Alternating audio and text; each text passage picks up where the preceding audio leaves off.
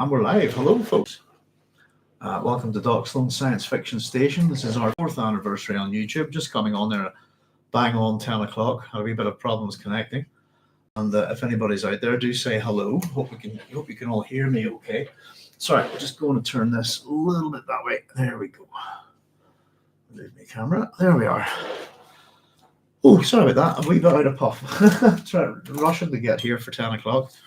But yeah, tonight's show is basically, this is our 4th anniversary on YouTube, which is something worth celebrating, I thought, especially with all the input and contributions from everybody out there. So I thought I'd do a little bit of chatting about science fiction tonight, just what's on our radar, possibly what's on the year ahead. And if anybody has any questions at all on anything to do with science fiction whatsoever, or to do with the station itself, or fantasy or horrors, any of that kind of stuff, fire away and let me know. But what I did tonight, I thought we'd do a couple of wee things, is I just have a wee quick chat about just what I've been watching and what I've been reading over the last week. And then what I thought I'd do tonight was I brought 52 friends with me who are all science fiction authors. And what I thought I would do is actually I'm going to run through some different a whole range. I've got 52 different definitions of what science fiction is here by some of its most famous contributors, if you like. And there's Chai Rivka saying, "Shalom, Doc, congrats on your anniversary." Thank you very much, Chai. I hope you're keeping well and and you're all safe and stuff. But yeah, as people like yourself, Chai, that kind of keep this thing going. So it's nice to see. I thought I'd pop on and do this very last minute, but we've kind of done a wee show each year. I think, not too sure about the madness of the year before there, but yeah, just sort of have a wee natter about what we've accomplished, I suppose, and where we're going, and have a bit of fun with it, really. Up the first 5 of the June series PhD, and it kind of just to see what would happen. We put 5. It taken me 6 months to kind of muck around with the software and learn what I needed to learn and get things right. And then we started working at them all at a time, I think, So that was really the best part of our first year. And there's Bojack Harkness saying, "Happy anniversary." Hiya, Bojack. How you doing? Thank you very much. So wasn't feeling too well last week and had a bit of soreness and stuff like that. And whenever one of my shoulders get particularly bad in my hands, it's time for me to step away from the computer for a bit because it just exacerbates things. So we've got pretty much the work done for chapter 23 of June for Thursday. So we'll be on this week at Thursday 9 p.m. GMT +1 with chapter 23 of June, which just leaves really 2 more chapters to go. We'll have chapter 4 the following week, and then hopefully we'll be wrapping up the June book club on the 20th of June, which is quite good, just in time for Midsummer's, which is Midsummer's Day is my other anniversary.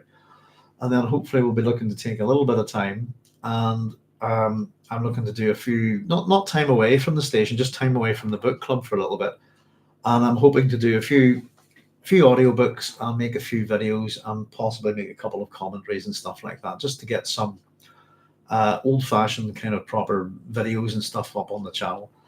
So I'm probably going to leave, I'd imagine, Children of June for probably a month, I'd imagine, possibly 6 weeks or something like that before we hit it after finishing June Messiah, which I'm looking forward to getting to Children. I have to say, the weird thing for me is Children of June is a very good book, and it's much more of a return to that kind of boys' own adventure type thing that Frank Herbert does quite well. But the one that I'm dying to get to now is because we'll finish June Messiah very shortly, is God Emperor. I really, really, in terms of getting a book to sink your teeth into, that's the one for me. I'm looking forward to that. But it'll be about a year down the line, I think, which is the sad thing, But there we go. So a couple of things is, first of all, just to run through, just something to talk about tonight, really. And I just wanted to wish, by the way, the last of my kind of GCSE and A-level students have finished up with me and are hitting their exams on Wednesday.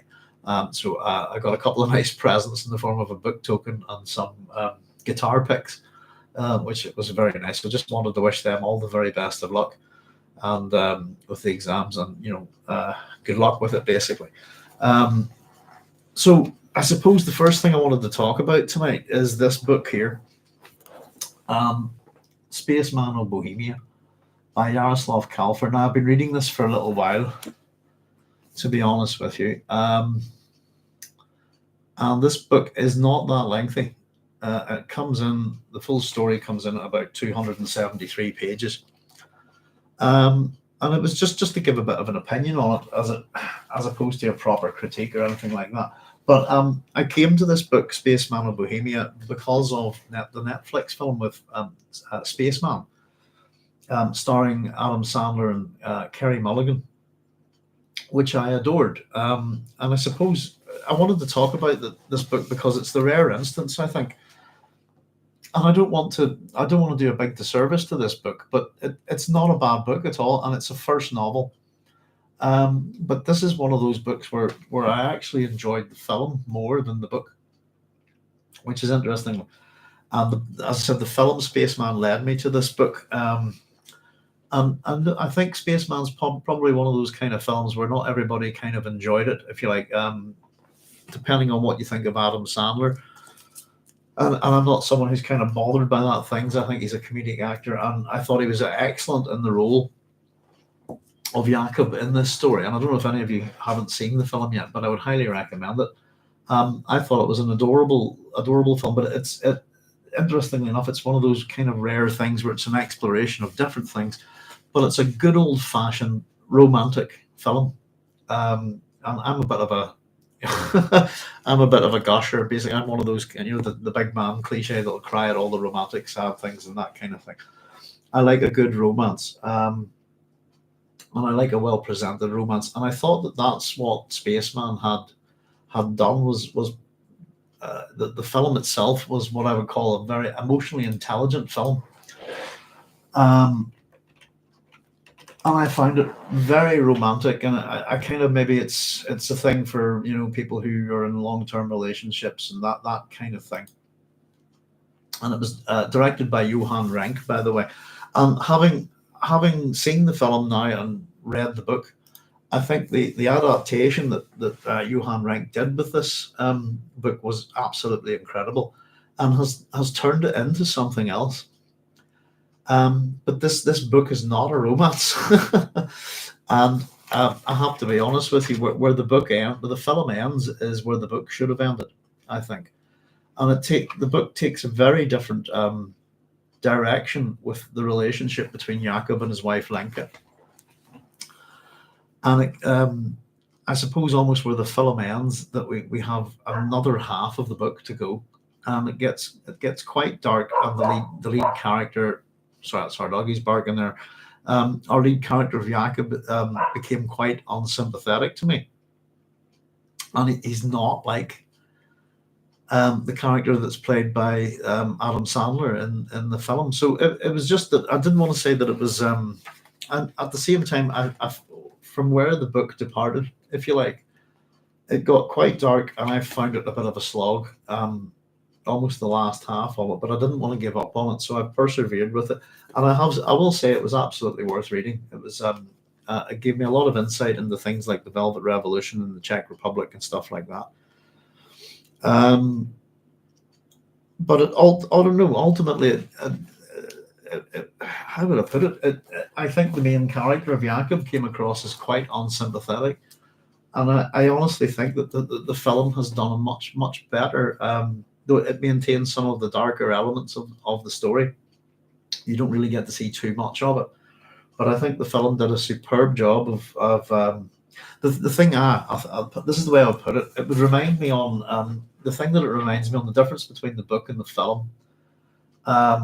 Is the difference between Jason and the Argonauts, the movie, the old Ray Harryhausen film, and the original myth of Jason and the Argonauts. And where the film decided to stop the story was the right place, if you see what I mean, to maintain this as a kind of heroic family saga, this kind of thing. So that the end of this book got quite dark. I'll not spoil it for anybody, but I would recommend it for a read. But it's I suppose you would call it almost a very modern science fiction book. Features a very interesting alien called Hanish, which was what totally intrigued me about both the film and the book. Um, and yeah, I just found the book very, very heavy and a very, very dissatisfying ending. I think, ladies, behave. Sorry about that. There's Joseph Smith saying hello all. But I was kind of so impressed by the film that I really, really wanted to read this, and I ran out and pretty much picked it up. I was enthusing about the film a fair bit, and I still think the film is absolutely delightful. But it's just to let anybody know that about half of this book covers the film, really, and the rest of it is a bit something else. And I don't know. I think it's a good film that it wasn't. It's a good thing, sorry, that the film wasn't a complete exact adaptation of this. I'll just read you the backlist of it. Sorry, I'm all over the place tonight. The back blurb on the book.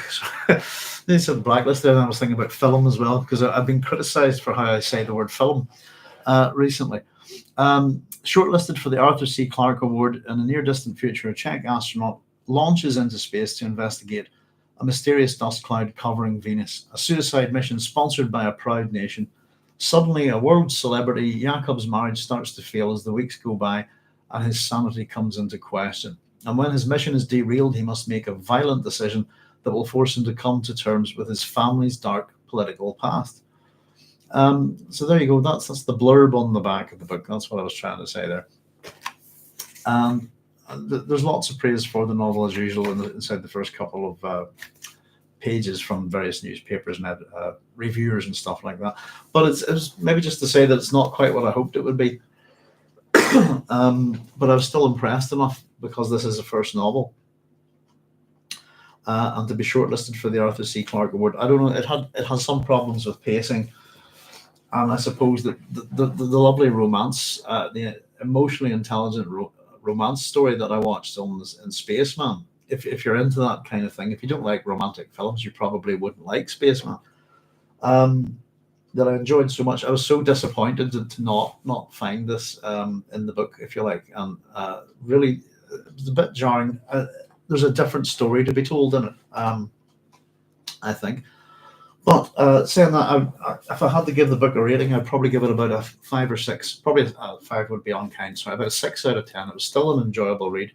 It just slowed down and took a different turn, But I still, if anybody hasn't seen the Adam Sandler film, and you like a good romance, if you like a good romantic film, then check it out.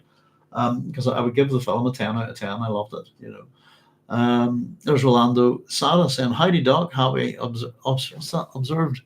Well, I can't read that wee bit. There's the wee emoticon thing that's at the bottom. Is tell you what, I'll type in the word type something, and then it'll shove it up, and I can read it. There we go. Happy observed day. Thank you of celebration. Thank you very much, Rolando. As I said, I just thought it was a reason to pop on and do a wee sort of hello and thank you to everybody who watches the station.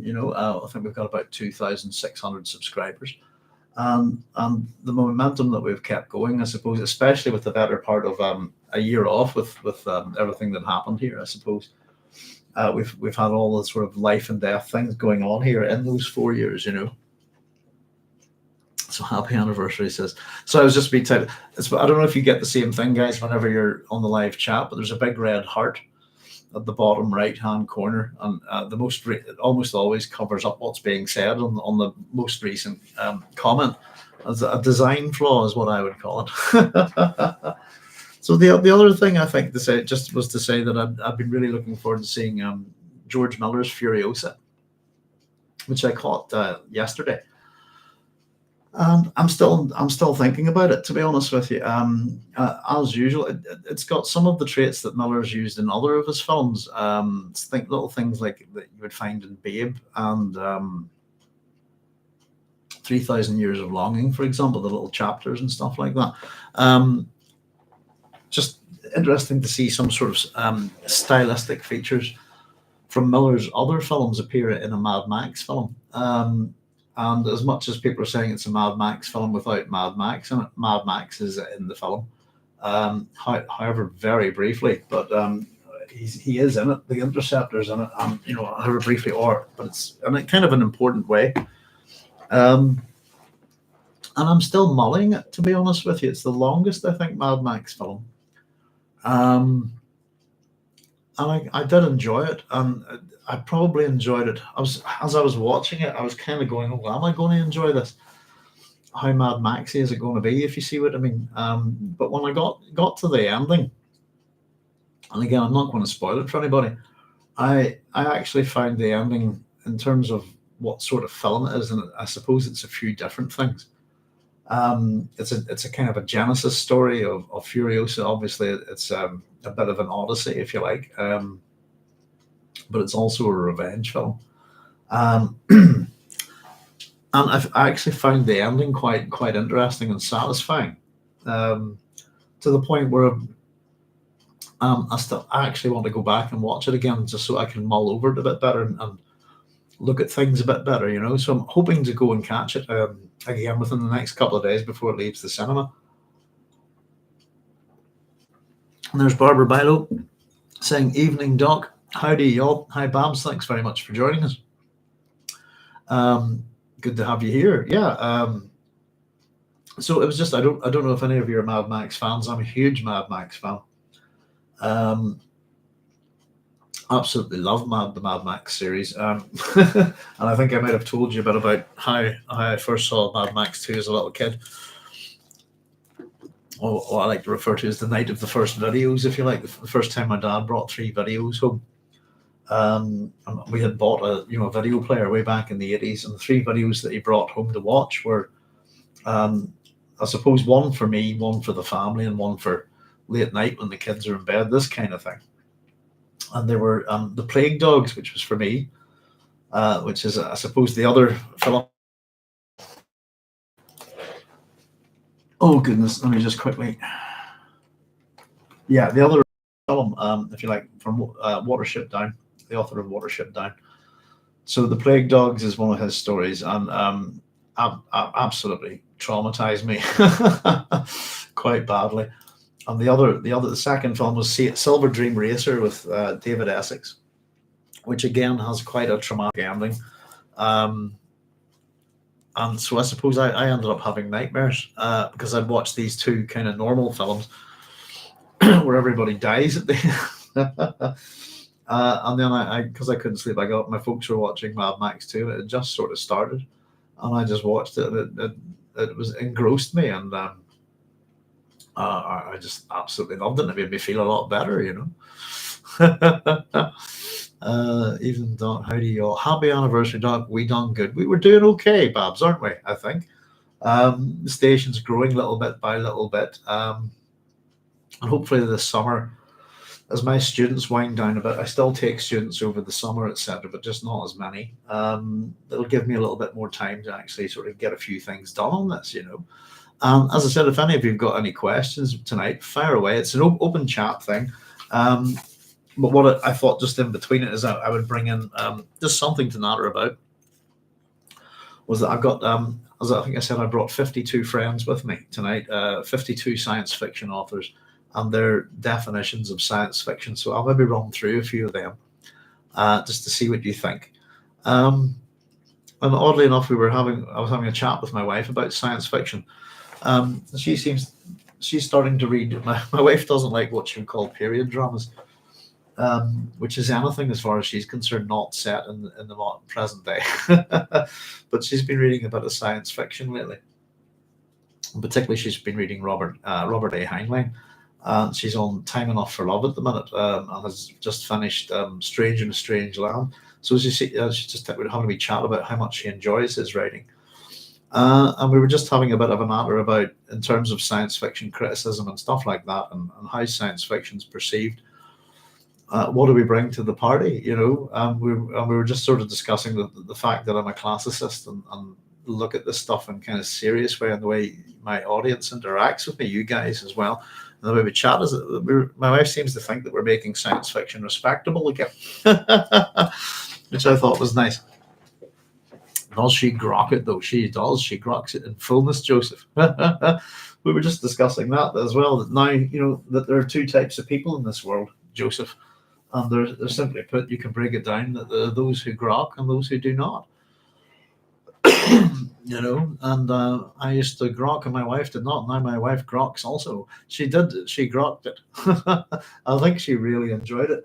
I don't know if any of you have read Time Enough for Love or Stranger to Strangeland. They're two science fiction, two of Heinlein's great books, but they're quite different animals. Grok and roll.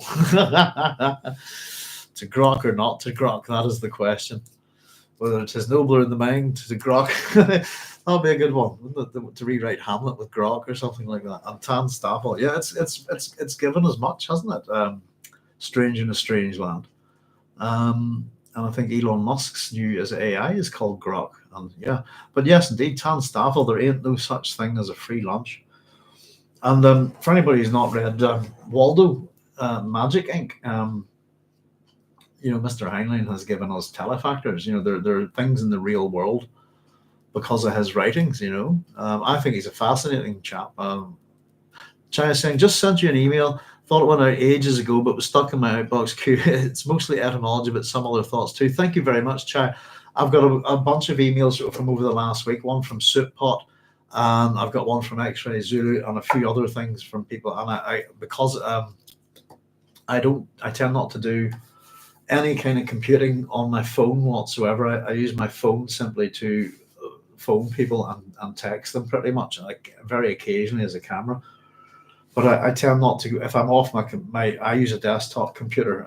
If I'm not going to go near my machine, I tend not to go near it. But apologies to everybody it's been a bit of a thing trying to catch up with correspondence. Mainly because of that year off, and we do like to answer all the questions and any wee comments at all, and even just hellos. So hopefully within the next week or two, we'll get all of that caught up as well. Tack pick, tack pass. It's just well, I've missed a couple of comments. Sorry there. There's Matt S says it's not Shakespeare if it's not in the original. Klingon. There we go. One of my favorite science fiction authors is Michael Crichton of all people. Yes, tack pack, tack pa. I did. I have to say, Star Trek 6, The Undiscovered Country, is one of my favorite Star Trek films, if you like. I've become very sad. I got a comment in the other day, someone going, "It's film, not film," or something. It's film, not film. Like I was trying to. I've sent them a wee message back saying it's an accent thing. It's a regional accent thing, and I'm well aware that it's not film. But I've become a bit self-conscious of saying the word because of that, I suppose. Christopher Lloyd of all people. Yeah. What's it? Maltz Chowdy Chew, isn't it? Oh dear. Christopher Walken. Christopher Lloyd. Christopher Lloyd. Who am I thinking on? Sorry, I'm getting my Christophers mixed up. Christopher Lloyd's in Star Trek 3, isn't he? Here we. Oh, Christopher Plummer. Is that it? Beam me up. Christopher Plummer in Star Trek 6, Christopher Lloyd in Star Trek 3, yes.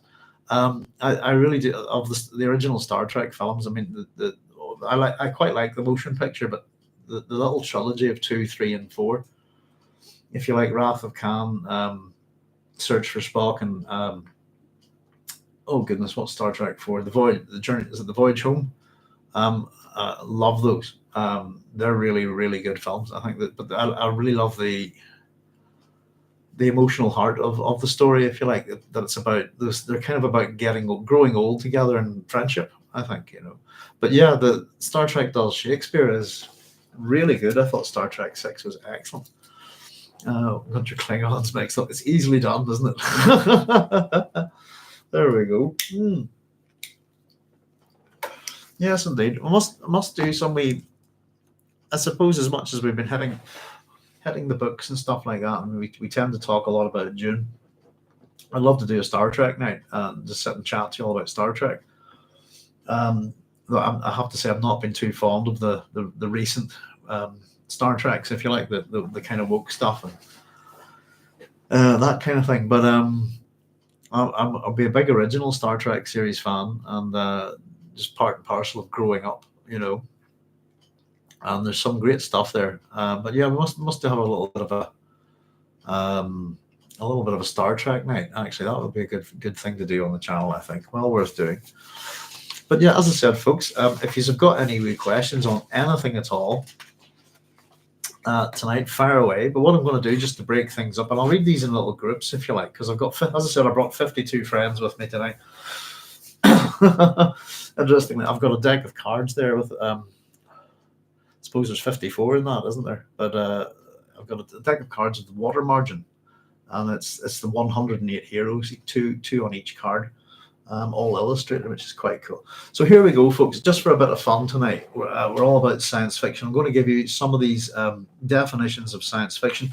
This is something I've got, just to let you know, the date on this is the 20th of August, 1998. So this is from way back when. And I just found this in one of my folders. And it's just, I don't even know where it's from. It doesn't look like Wikipedia or anything like that. But it's a document I've put together and it's compiled and converted to HTML. But there's a thanks on this anyway. This was compiled and converted to HTML by Nair Kenkguka, if I'm pronouncing that person's name right. But this is a really old photo printout.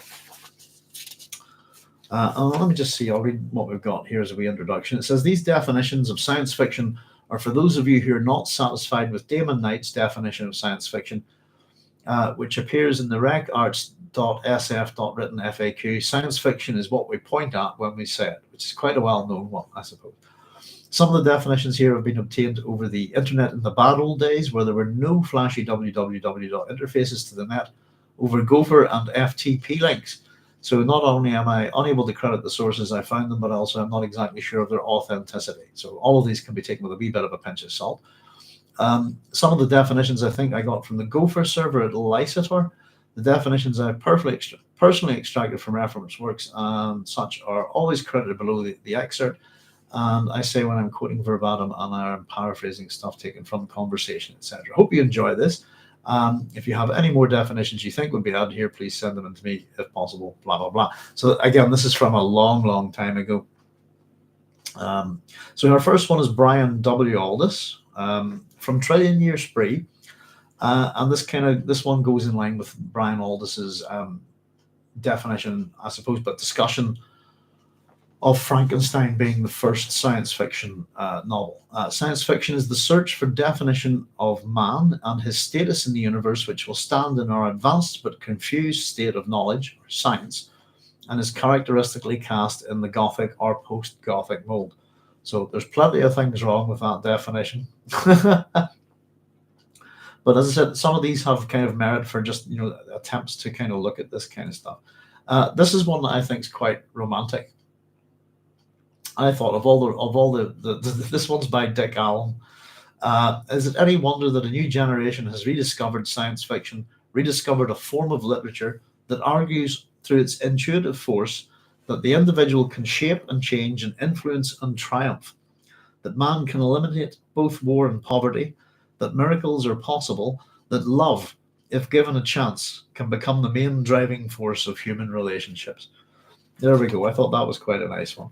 Now, this is one that we would have talked about before. This is Kingsley Amis's definition. You'll find this one in my PhD somewhere. Science fiction is that class of prose narrative treating of a situation that could not arise in the world we know, but which is hypothesized on the basis of some innovation in science or technology, or pseudo-technology, whether human or extraterrestrial in origin.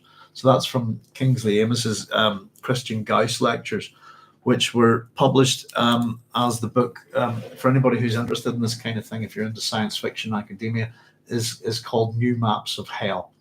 I've got a couple of copies of it, and it's worth a look.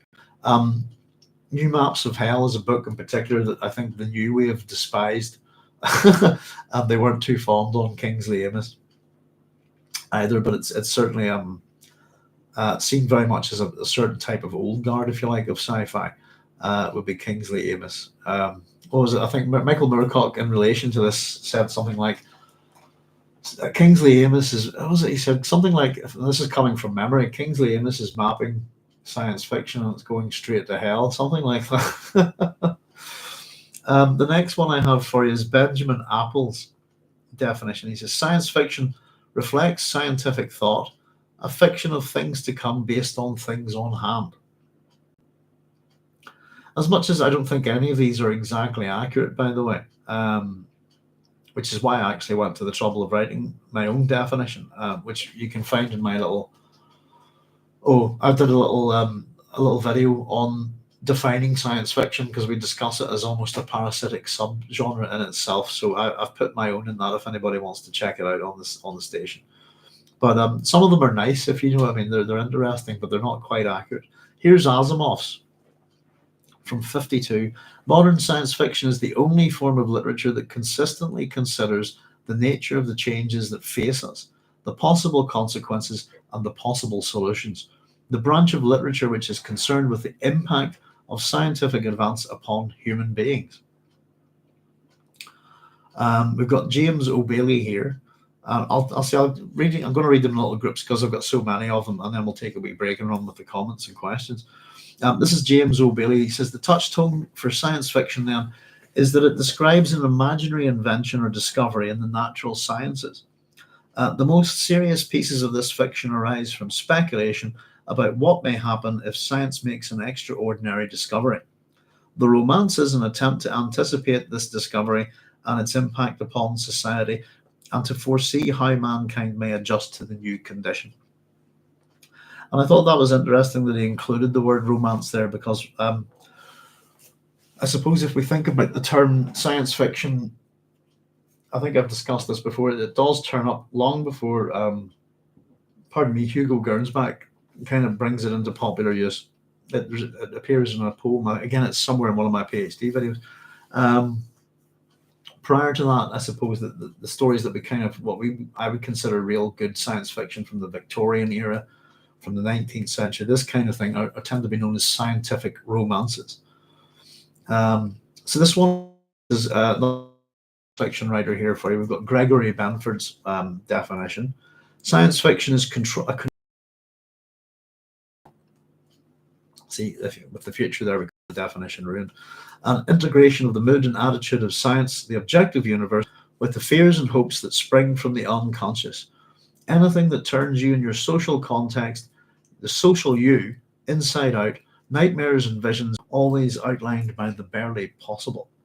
Quite like that one. It's one of those ones where whenever we get science fiction, whenever we use the word future, you've wrecked your definition.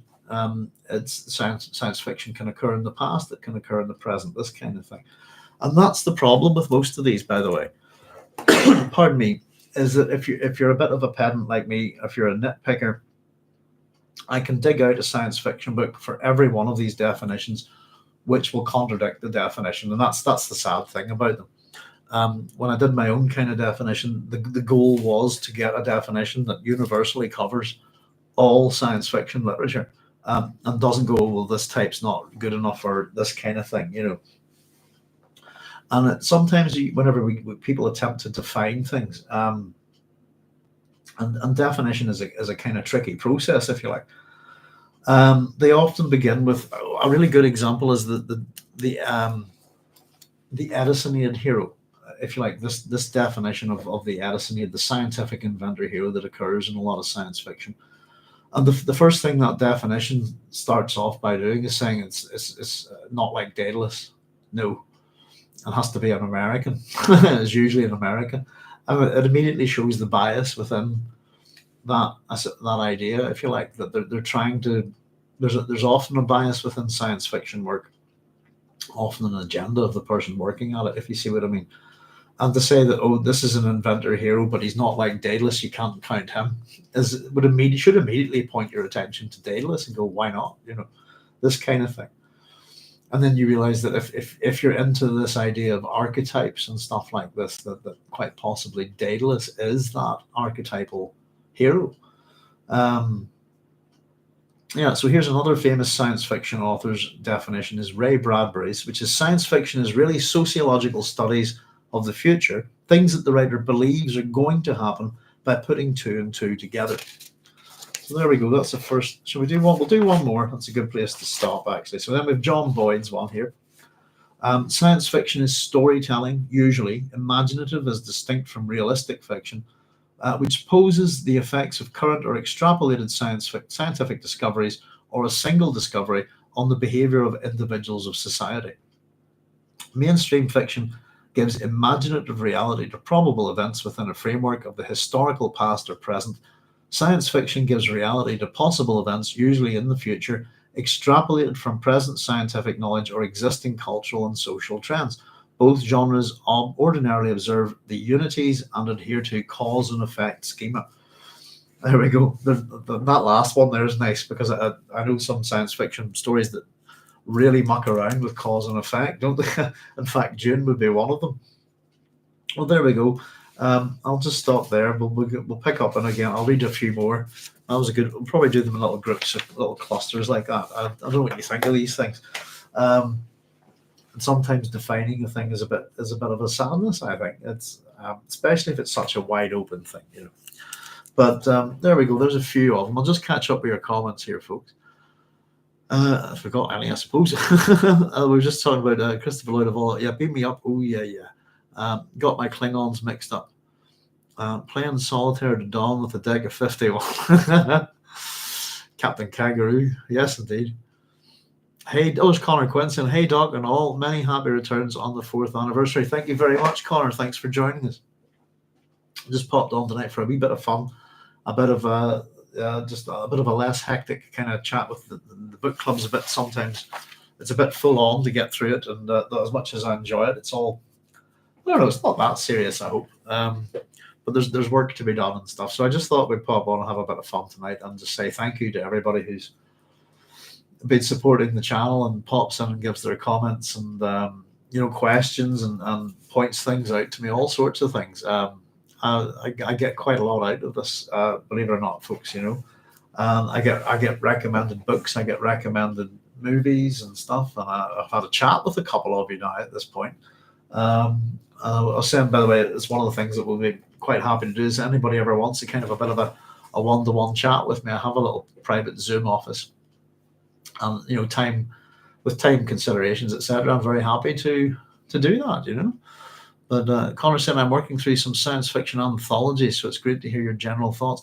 I've been thinking a wee bit about my reading, but just because I stalled quite badly on this, we're talking about Spaceman of Bohemia, and how, as a first novel, I think it's really, really good. I think it's a good first novel. I think it's well written. There's nothing wrong with Mr. Kalfar's style, It's engaging. But I think it's just maybe one of those things where you come to a book from a film, and that maybe expecting something, because I was expecting kind of one of the things that I would say about my definitions of science fiction is it's an umbrella genre.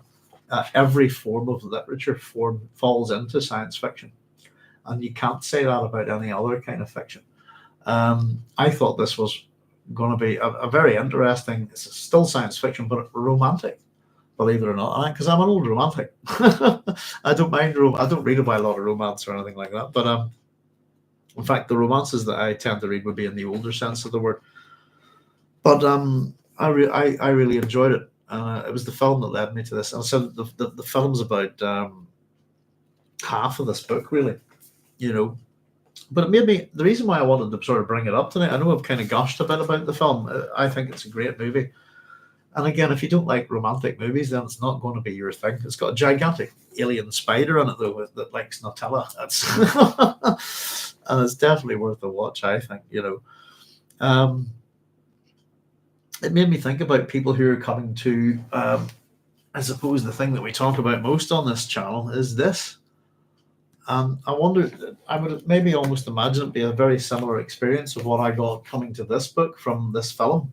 I'm finding it to be quite different, and coming to read this for the first time from Denis Villeneuve's Dune, and realizing that, goodness, I suppose there's so much more in it, but the characters are so, our big gripe about it, isn't it? The character assassination of Dune, basically. And I can understand sort of, I can understand possibly, films where you'll make a composite character because of time, that kind of thing. There's not that many characters in Dune, but I can't understand rewriting an author's, especially in such a well-respected book, an author's characters so badly. And I think it takes a level of arrogance to do that. And I think whenever you're that arrogance and that ability, that you would require some ability to rewrite Frank Herbert's characters to make them better. And I think that failed very obviously with Dune, which is sad, But yeah, Connor, I've been thinking a bit about what am I going to read next and stuff. And I've been reading away at the Arabian Nights as my kind of short story thing. And I was just chatting. I think I chatted a bit about my summer reading and stuff. But yeah, I wanted to start trying to get to more short stories. Actually, I've got The Dark Eidolon, and other fantasies by Clark Ashton Smith to get through. That's off somebody's recommendation from the channel, so I'm looking forward to that. That's a bit of Cthulhu mythos, and it's a collection of short stories, poetic prose, and poems. So a little bit of everything, which I quite like, and I love that kind of style of writing. I just started reading the introduction to it in the Penguin Classics. The Dark. Oh, there we go. Oh, it's the short story, I suppose. Clark Ashton Smith. Yes, indeed. So he's one of those kind of writers associated with H.P. Lovecraft. Those kind of amazing stories magazines, Sword and Sandals, Cthulhu Mythos, this kind of thing, and I'm really looking forward to getting into that. But I've got a bunch of stuff, as I said, hoping to do some short stories for the channel and dig out anthologies. But I've meant to do one I wanted to do the first Conan, as much as I've done the first Cthulhu Mythos story with Dagon. I wanted to do the first Conan story as well. And I think I wouldn't mind actually, having just glanced quickly through some of Clark Ashton Smith's work. I think it would be good to add one of his stories to that mix as well. It was probably yourself, Connor, that recommended it. I somehow as much as I read all of this stuff, and I've been reading it since I was a kid. It's possible that I've maybe read him as in like anthologies, but he'd gone completely under my radar. And that kind of writing in particular I enjoy. I like a lot of the sort of late Victorian, early 20th century wordsmiths, the likes of like Lovecraft, Robert E. Howard,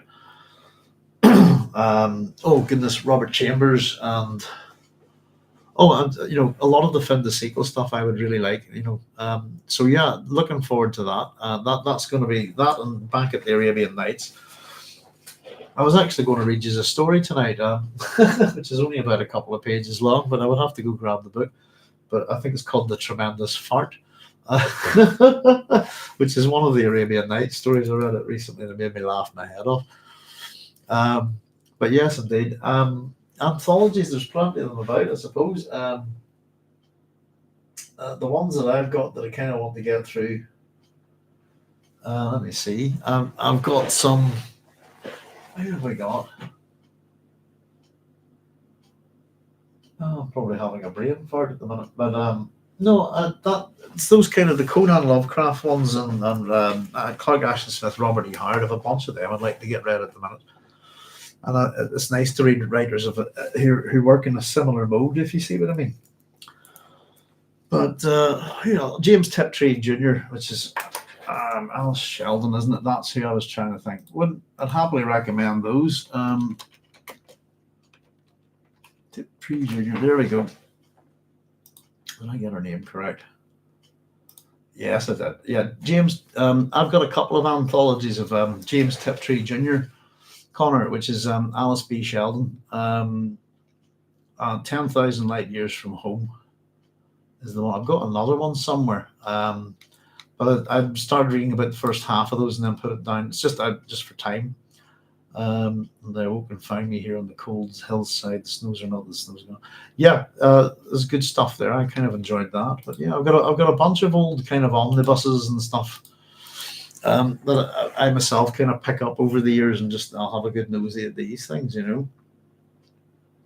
But yeah, and as I said, I got a book token as a gift from a student, so I've been seriously considering what to buy with it, and whether to get something new or to replace an old book. And I was actually thinking, that's the one, Connor. Yes, the Phoenix and the Sword. Yeah, Conan is an old man, isn't it?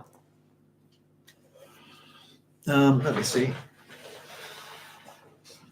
What would they be? Maybe there they are. But yeah, I don't know. I think that sort of stuff. I got a couple of these big things here.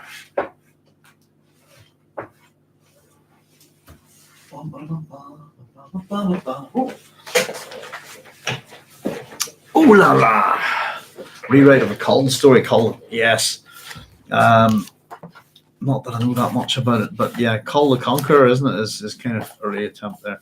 I was going to do the Hound actually. That was I have this kind of these two editions here, which I thought were a good buy. They're nice, best weird tales of Lovecraft. This one here, and I got this one. Aha. So yes, indeed. Again, I'd happily read them all, but just to pick a. Was that the one? Let me just see. The Phoenix and the Sword. Yeah, that's it. There's a couple of even nice wee things that I might throw in with that story to go with it, because there's the little piece that within this, I suppose, right at the start of it, there's Robert E. Hard's little piece on the Hyborian Age, and then this is before the Phoenix on the Sword, and then it has a little poem called Samaria, which I thought would be a nice little sort of set of things to go together, you know. Again, that's that sort of stuff. But it's what I like about these guys. I would include Poe amongst this lot as well, though Poe stands separate, I think. But the fact that they write these little short stories, these little novellas, and then that they have these poems and poetic prose that go with this kind of stuff, which I absolutely adore, you know. It takes a wee bit of time. It's harder to write a poem. I think we were just chatting about this today. That it's the economy of life, you know, and that kind of thing, you know. Yeah, Smith is great. The Double Shadow is particularly good. Oh no, we missed some greats, but it means there's always more to discover. Well, yeah, that's the great thing about books. I do love the big three of weird tales, says Connor. Which comes? Also, I was just catching a rewrite of Cull story. I have the Koana one, great edition. There's Frank Red saying, "Hi all, happy anniversary." Thanks very much, Frank. Thanks for joining us. The yarns are in the order he wrote them instead of biographically. Connor saying, "Ahoy, Frank." Yeah, thanks very much for popping in, Frank. It's our 4th anniversary on YouTube, and we thought we'd just do a little general chat about whatever, what's on our radar, what we're reading. But the other things, I suppose, just in terms of books, I'll spin the other direction. I think I'll just bring them out again. There we go. So I'm going to be reading the Clark Ashton Smith's The Dark Eidolon and Other Fantasies. I'm having a struggle, but that's I've got a much nicer, older copy of that, but I picked that up. There we go, 10,000 Light Years from Home. James Tiptree Jr., or Alice B. Sheldon, as she's known, or as her real name. So this is my summer reading ahead. I think I've shown you these already. But we've got Yukio Mishima's Beautiful Star. I've read Mishima before, but never any science fiction back. Didn't even know he'd written science fiction. And my understanding is that this has only been available in English for about 2 years, I believe. And it's kind of, I don't know, it's a kind of anti-nuclear war kind of for Third Rock from the Sun kind of thing. I've read the first chapter of it just to get the gist of it, and I like it's a good start. I'll probably actually start with that just to get it out the road, because it's one of the shorter books. People that I know that, so I've got this which I'm dying to get into, but it's chunky. So I've read a lot of Arkady and Boris Strugatsky. I love them. I absolutely adore these people. This is the Soviet Union's finest export, I think. So certainly looking forward to that. So it's a question of what order do I read them. And I have also, I've never read any Octavia Butler, who I think, I know a fair bit about her, and I think she's a particularly influential American writer. And I'm really looking forward to getting a chance to read this, which is Kindred, which I think is arguably probably her most famous novel. So again, I've never read this before, and I'm looking for it. Looks like a bit of a time travel thing. And then also on someone else's recommendation, back to the old, what I believe is a bit of steampunk, or sorry, not steampunk, cyberpunk. I've got this Snow Crash by Neil Stevenson. So this is my kind of what I want to get up to over the summer. Again, I like that. That's nice, big, bold print on that. That's good. We've got about 400 odd pages with that. So the Dune City, sorry. Yeah, we're talking about 450 pages, so a couple of chunky books, and Octavia Butler's and Yukio Mishima's books look about the same length.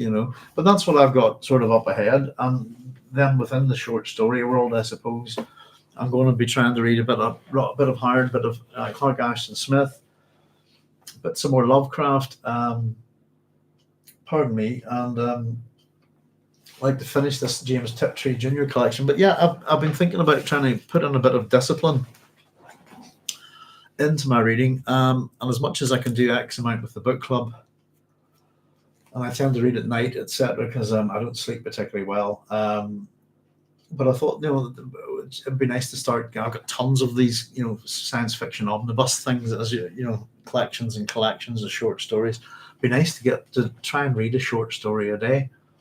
But part of me has been thinking about doing something quite. It would take a wee while to do, and it would be something down the road. But I'd actually like to write something about heroes. Um, I suppose in relation to June, how unpalatable most heroes are. And I've talked about this before, but of all the heroes, who is the greatest? Who's the best? Who's the most admirable? Who retains the heroic qualities and decency and all this? And there's only one that I can really think of. That would be something to truly admire and aspire to, and that's the Monkey King. He's my favorite, if you like, my favorite hero, in the old-fashioned sense of the word. And it would be interesting just to do a sort of comparative mythology thing on different heroes and just point out what a bunch of scumbags most of these people are. That as much as they're all these stories of their heroic prowess and stuff, that they often end badly. And I suppose just even looking at, I was reading, I got a copy of Mallory's Mort d'Arthur, which is a kind of new manuscript version of it a wee while back. And again, King Arthur would be a character that I've always admired quite a bit, and a flawed character nonetheless. But again, once you get into the details of the stories, you'll even he's unpalatable. He's not that unpalatable is probably the wrong word, but it's what you say. You should never meet your heroes because you'll be disappointed. But it's their character can often be quite vile and nasty.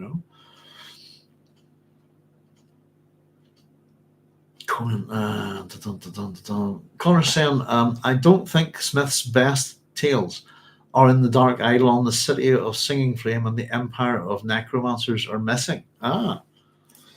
Oh, I don't have it sitting here at the minute. Yeah, it was basically the one that I grabbed off. Tell you what, folks, give me a wee second because I'm going to run to the loo anyway. I'll grab it when I'm down there. But yeah, not having read, pretty sure not having read anything by him, I just did a search on Amazon. Give me as much what looks good, and the Penguin Classic came up. But yeah, I must have a wee quick nosy at it. It's the Dark Eidolon and other fantasies. I think it's a collection. But I thought it seemed pretty comprehensive. But yeah, it's always the case when you get something like that, you find stuff missing. Excuse me a wee second, folks, and I'll be right back.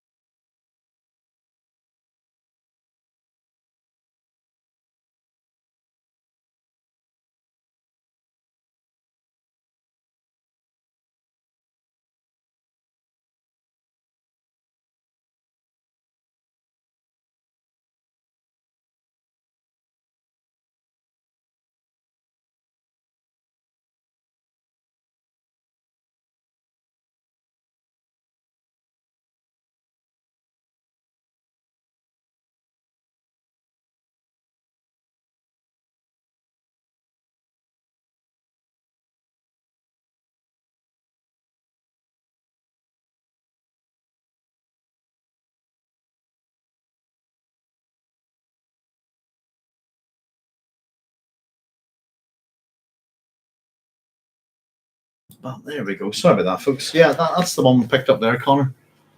The Dark Eidolon, Other Fantasies. It's a nice book. So the book came damaged, which is kind of quite sad, actually. I don't know if you can see that. That's the state of the book that arrived from Amazon. And this is all ripped here, from this bit here. And that's publishing kind of overmark that sat above the book. So I've just kept them two little bits in there. Fortunately, the stuff that's the notes to explanatory notes to the story. Fortunately, it's stuff to do with Greek and Roman mythology, so I'm okay. I was having a wee look at it. I know what that stuff is, but yeah, it's got some kind of glue thing. And I figured, well, it's a wrecked book, and if I sent it back, it'd just get destroyed.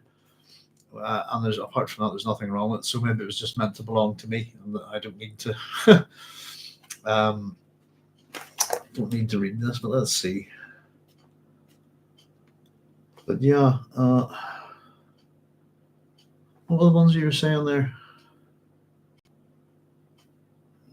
Dark Isle, City of Singing Flame, and the Empire of the Necromancers. In fact, oh, here, I'll tell you what, that's the thing. I'd realised that I had read one of Clark Ashton Smith's stories before. Though it was a long, long time ago, and it was The Hashish Eater, or The Apocalypse of Evil. I read that donkeys years ago, because I remembered the title. Song of the Necromancer, was that it?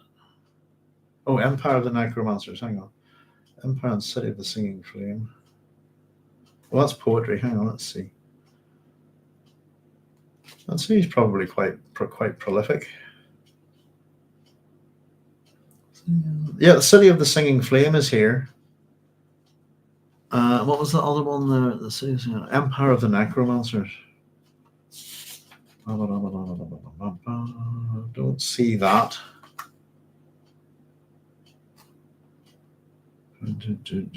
No. There's Song of the Necromancer. That's a poem. But yeah, but the Hashish Eater is a poem, by the way. That's what I've read.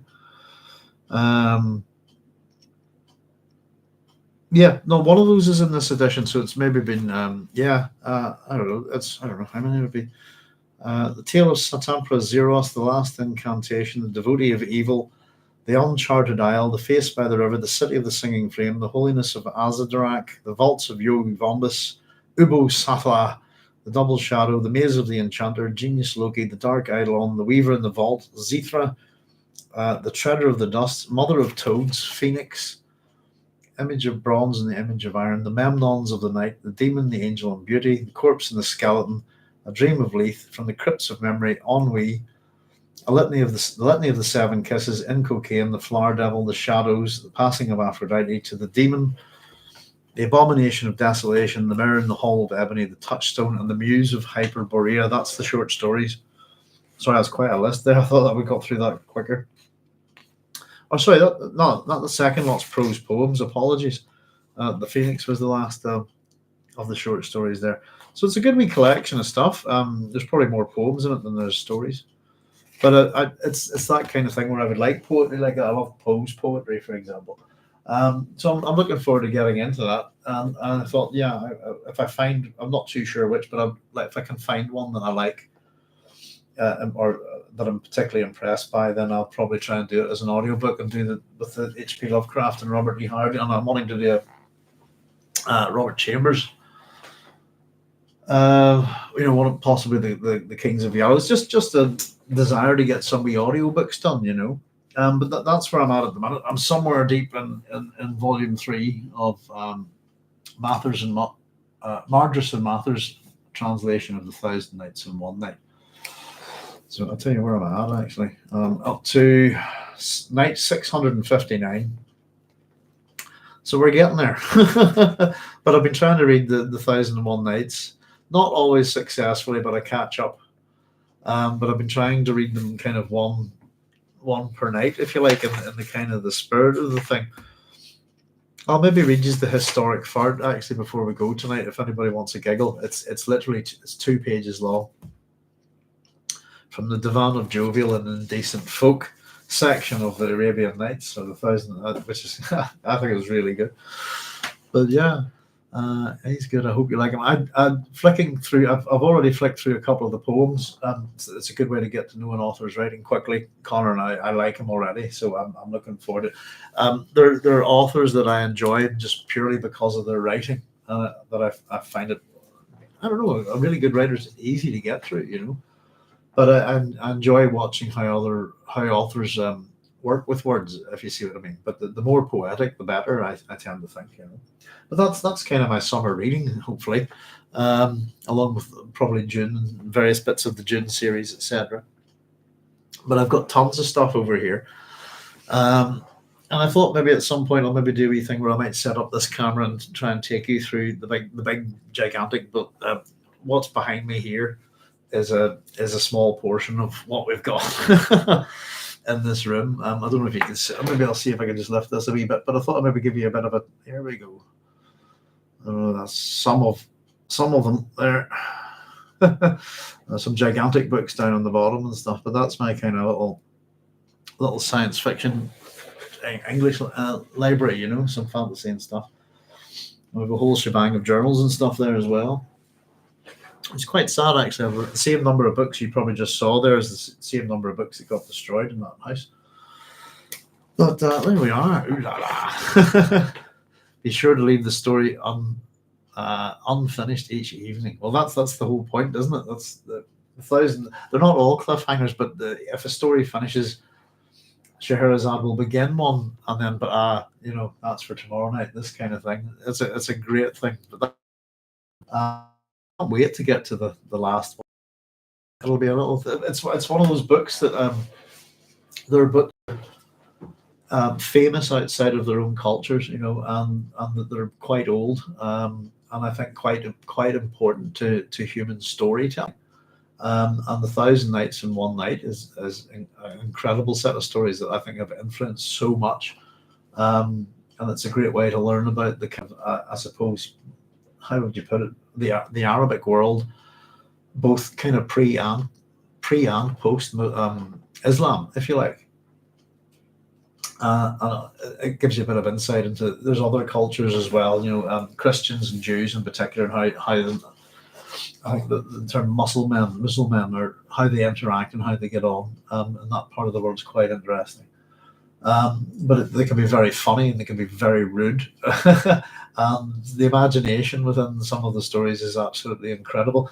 They read like a great set of fantasy stories. If you like fantasy fiction, I think some people are put off by what you might call proper literature, if you like. Sometimes, particularly if you do like reading fantasy and science fiction, this kind of escapist literature, if you like. But stuff like this, if you read The Thousand Nights and One Night, it's like some of it's like right out of a Dungeons and Dragons scenario, this kind of thing. It's proper good fantasy.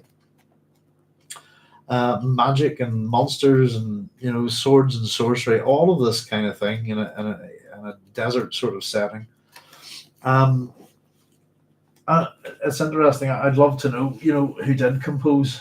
There's obviously stories in there by different authors, and it's an anonymous work. But I'd love to know who wrote it. Because their place their place is assured, I suppose. But it would be nice to have given them a name. Because it's such an incredibly well written thing, and that the stories are very, very wonderful, very funny, as well as a great sense of humor to it,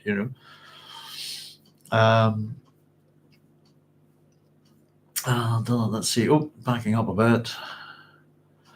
Have you read any Tom Robbins? Not sci-fi. If it's more fantastical, but great worldcraft. I don't think so. Chaya.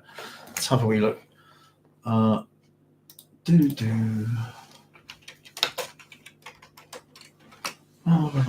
it is. Even cowgirls get the blues. I've heard of that.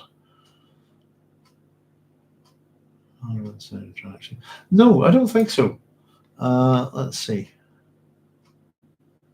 Gus Van Sant, latest work published Tibetan Beach Pie. It's a self-declared on memoir.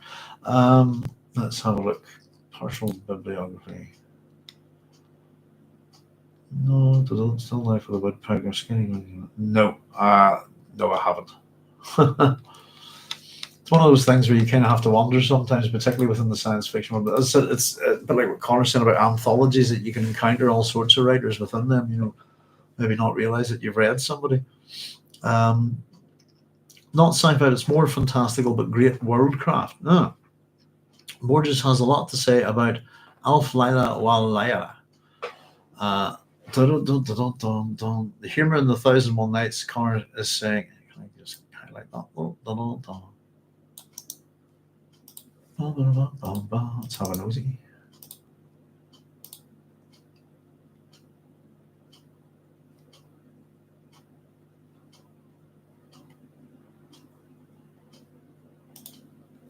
That I did not know. This is what it's called in Arabic. There you go. Shows you my ignorance. Alf Laila wa Laila is the 1001 Nights.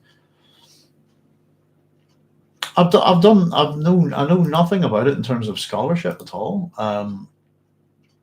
I can get this from some of the stories that they're set at different times and stuff. Let's see. It's a collection of Middle Eastern folktales compiled in the Arabic language during the Islamic Golden Age. It is often known in English as the Arabian Nights, from the first English language edition, 1706 to 1721, which ran under the title as the Arabian Nights Entertainment. Let's see. Is there anything about suspected authors or anything like that? Perhaps there was a real Scheherazade,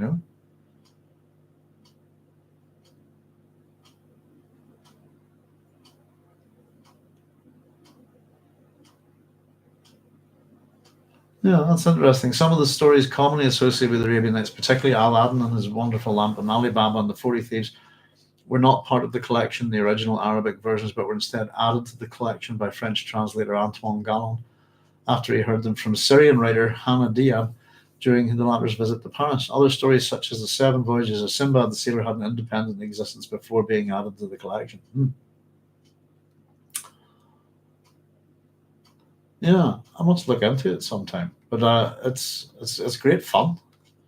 They're engrossing. You kind of, some of them are very bizarre. You kind of go, wonder where this is going to go. And especially kind of not knowing any of that too much about Arabic culture, etc. I think it's enlightening. It's wonderful. I think. Jitter. But yes, they're very surreal. I think very fantastical.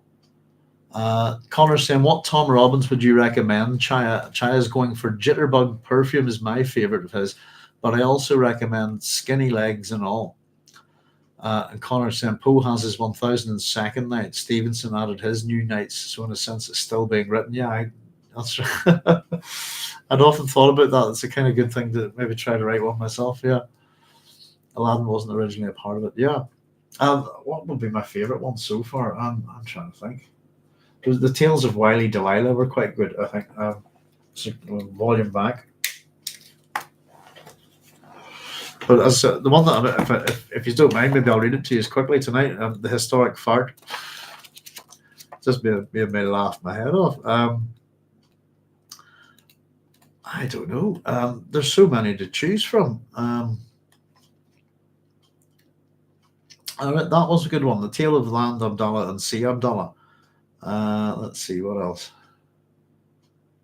That was quite a lengthy wee set of two. The Tale of Pomegranate Flower and Badr Basim. That was a good one. But the ones that I'm talking about is a little collection of 3 stories. It's called The Divan of Jovial and Decent Folk within the Arabian Nights, which contains 3 stories: the Historic Fart, the 2 Jesters, and a Woman's Trick, if you like. I think of all the ones, I don't know if they're in any particular order. I imagine that they are actually. They're in the order that they're told. But the Tale of Ala al-Din and his wonderful lamp is ahead of me in this volume, I suppose. And the Sinbad stories were not what I expected at all. They're a bit different, than the Sinbad the Sailor that I'm kind of used to, But yeah, definitely, it's good. That's about bedtime reading, if you like, just something before bed, But there we go. Well, I'll tell you what, folks. I'll just thought I'd break this up tonight with a few more science fiction definitions. So I'll give you a few more here quickly, just to see what you think for a bit of fun. As I said, we've got 52 from a lot of famous science fiction writers here. This one's Reginald Bretnor's one. Science fiction based on rational speculation regarding the human experience of science and its resultant technologies. We've got Paul Bryan's next. This is posted to a mailing list, SF Lit, from 1996. Science fiction is a subdivision of fantastic literature, pardon me, which employs science or rationalism to create an appearance of plausibility. Now, a couple of biggies here. This one's John Brunner. As its best, science fiction is the medium in which our miserable certainty that tomorrow will be different from today in ways we can't predict can be transmuted to a sense of excitement and anticipation, occasionally evolving into awe. Poised between intransigent skepticism and uncritical credulity, it is par excellence the literature of the open mind. I like that one. Now, here's a famous one, I suppose, one of them anyway. This is John W. Campbell Jr., John Wood Campbell Jr., who's one of science fiction's great editors, if you like. The major distinction between fantasy and science fiction is simply that science fiction uses one or a very, very few new postulates and develops the rigidly consistent logical consequences of these limited postulates. Fantasy makes its rules as it goes along. The basic nature of fantasy is the only rule is make up a new rule anytime you need one. The basic rule of science fiction is set up a basic proposition, then develop its consistent logical consequences. I think that one's quite ironic in a funny way, especially when we consider his rejection of Dune Messiah, if you think. Let's see, 1, 2, 3, 4, 5. We'll do them in groups of 10 here, hopefully. So we'll do a few more. Terry Carr's science fiction is literature about the future. No. Telling stories of the marvels we hope to see or for our descendants to see tomorrow, in the next century, or in the limitless duration of time. Okay, this one is Groff Conklin. The best definition of science fiction is that it consists of stories in which one or more definitely scientific notion or theory or actual discovery is extrapolated, played with, embroidered on, in a non-logical or fictional sense, and thus carried beyond the realm of the immediately possible in an effort to see how much fun the author and reader can have, exploring the imaginary outer reaches of a given idea's potentialities. There's stuff about almost all of these that I kind of like in some ways, but I do like the ones that really go for it a little bit here. Here's another one of those kind of again, Reginald Bretnor, Kingsley Amis. This is another one of that kind of group, if you like, Edmund Crispin, that kind of Murcock wouldn't have liked particularly too much. A science fiction story is one which presupposes a technology or an effect of technology or a disturbance in the natural order, such as humanity, up to the time of writing, has not in actual fact experienced. No. Elsbrag de Camp. A couple of big hitters here, I suppose, coming up. This is Elsbrag de Camp's. Therefore, no matter how the world makes out in the next few centuries, a large class of readers at least will not be too surprised at anything.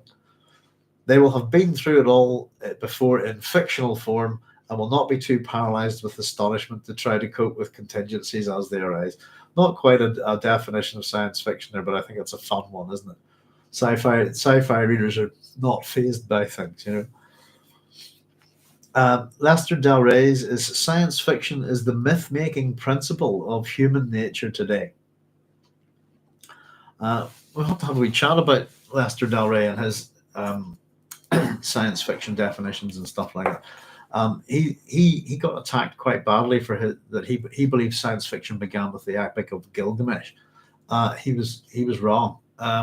And the way he's talking about myth-making principle of human nature today, it's, how do we put it?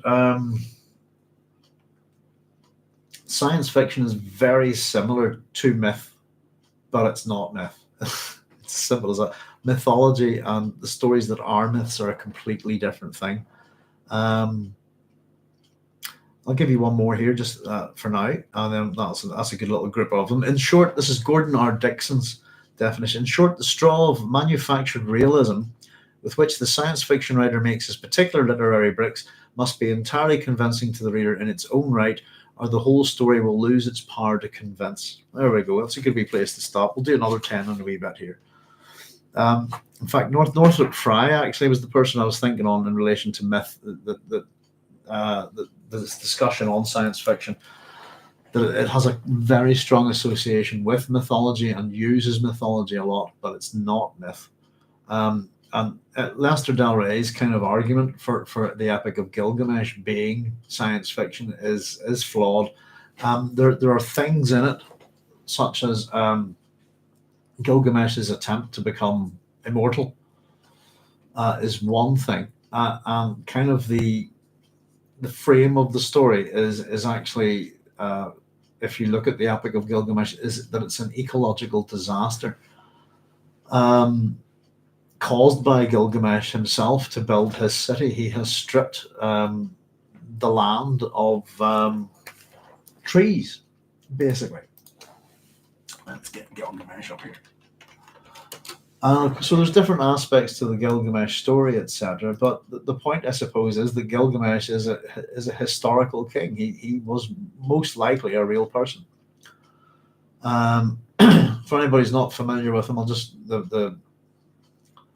let's see, just quickly the blurb off Wikipedia. Gilgamesh in Akkadian, Romanized Gilgamesh, originally Sumerian, Romanized would be Bilgamesh.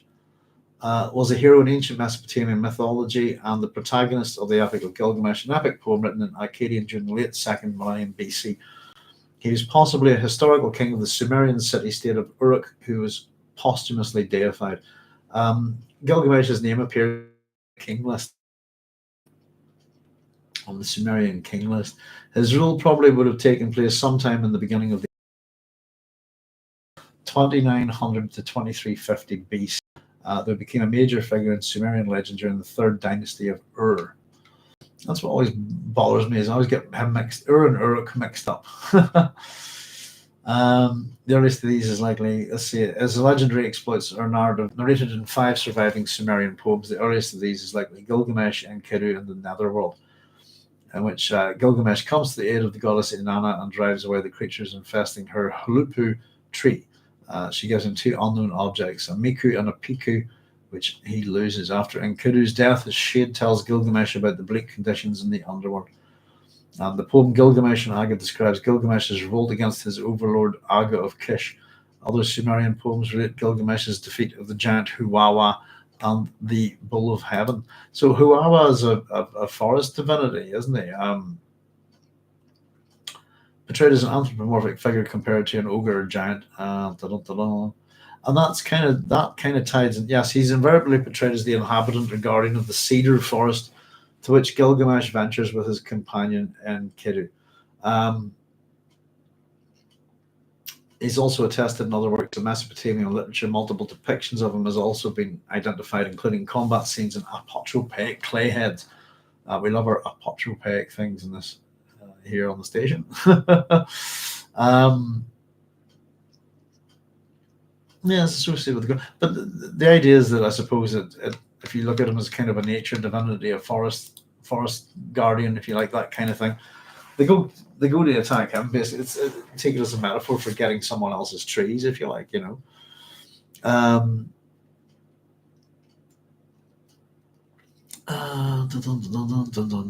Connorson Alan. Oh, sorry. Del Rey was a good editor, to be fair. No criticism of Del Rey really, but there's an if you have a wee look at my video on the definitions of science fiction, Connor, there's an it's got nothing to do with me, but there was an argument that kind of attacked Lester Del Rey quite nastily, I think.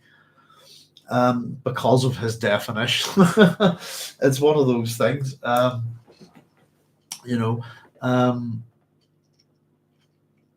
No, Lester Del Rey, yeah, no, it's, again, this is something different, but more him saying that was a sort of a discussion about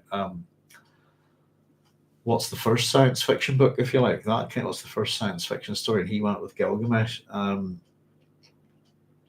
it said science fiction, his definition of the myth-making principle of human nature today. you see, the idea is a myth is something. A myth is generally something that's already happened. Does that make sense? It's something that's happened that has become fictionalized and embellished and given a certain level of status within a culture. It is, and there's a truth in it somewhere if you can find it. And it's an interesting thing, I suppose, in terms of how you look at stories, particularly stories that cover large periods of time and how they're retold and retold and retold, but how they're changed subtly and updated for current audiences, this kind of stuff. But yeah, no, there's definitely elements of Gilgamesh that are historical, but it's a story kind of retelling, if you like, and that's what myths do. It's not a fiction. It's not something that it's not extrapolated or speculated about. It's writing down a story that's happened, and that there's a level of embellishment often with that. If you see what I mean. So no, I would be firmly in the camp that Gilgamesh is a real historical person. And I'm in, depending on what hero you're talking about, I tend to be in the camp that most of them are historical and real. Depends on the evidence and whether it be literary or otherwise. But it's just something that it's one of these things that we talked about. That science fiction is a definition. What is it? Is a parasitic subgenre in itself. I'm trying to remember who said that. I think it's Patrick Parender. Which I thought and he's quite right. It's a funny thing, but it's kind of everybody's looking to crawl and find and fight over the definitive definition, and I think it's a very hard thing to define, isn't it? My little video, I think I subtitled it "Diogenes' Chicken," defining science fiction brackets. Diogenes' Chicken, I think, is what my video is called. But one of the other things is that people, I suppose, where people try to define it in a positive way, the other school of thought tends to be, we were discussing what the Edisonian hero is not, is that people try to tell you what it's not.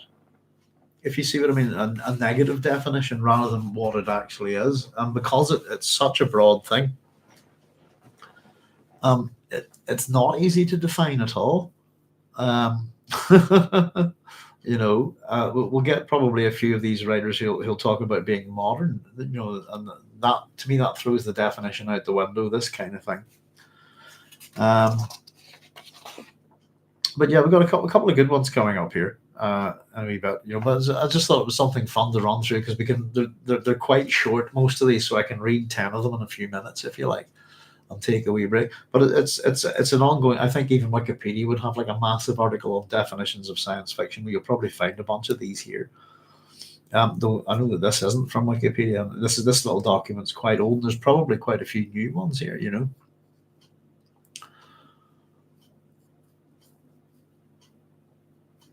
Del Rey is a good editor. Yeah, I like the Chaya saying I like the phraseology at the start of the Lord of the Rings movie. Paraphrased, history passed into legend, legend became myth, and all knowledge was lost. Yeah, the difference between legends and myths is interesting as well.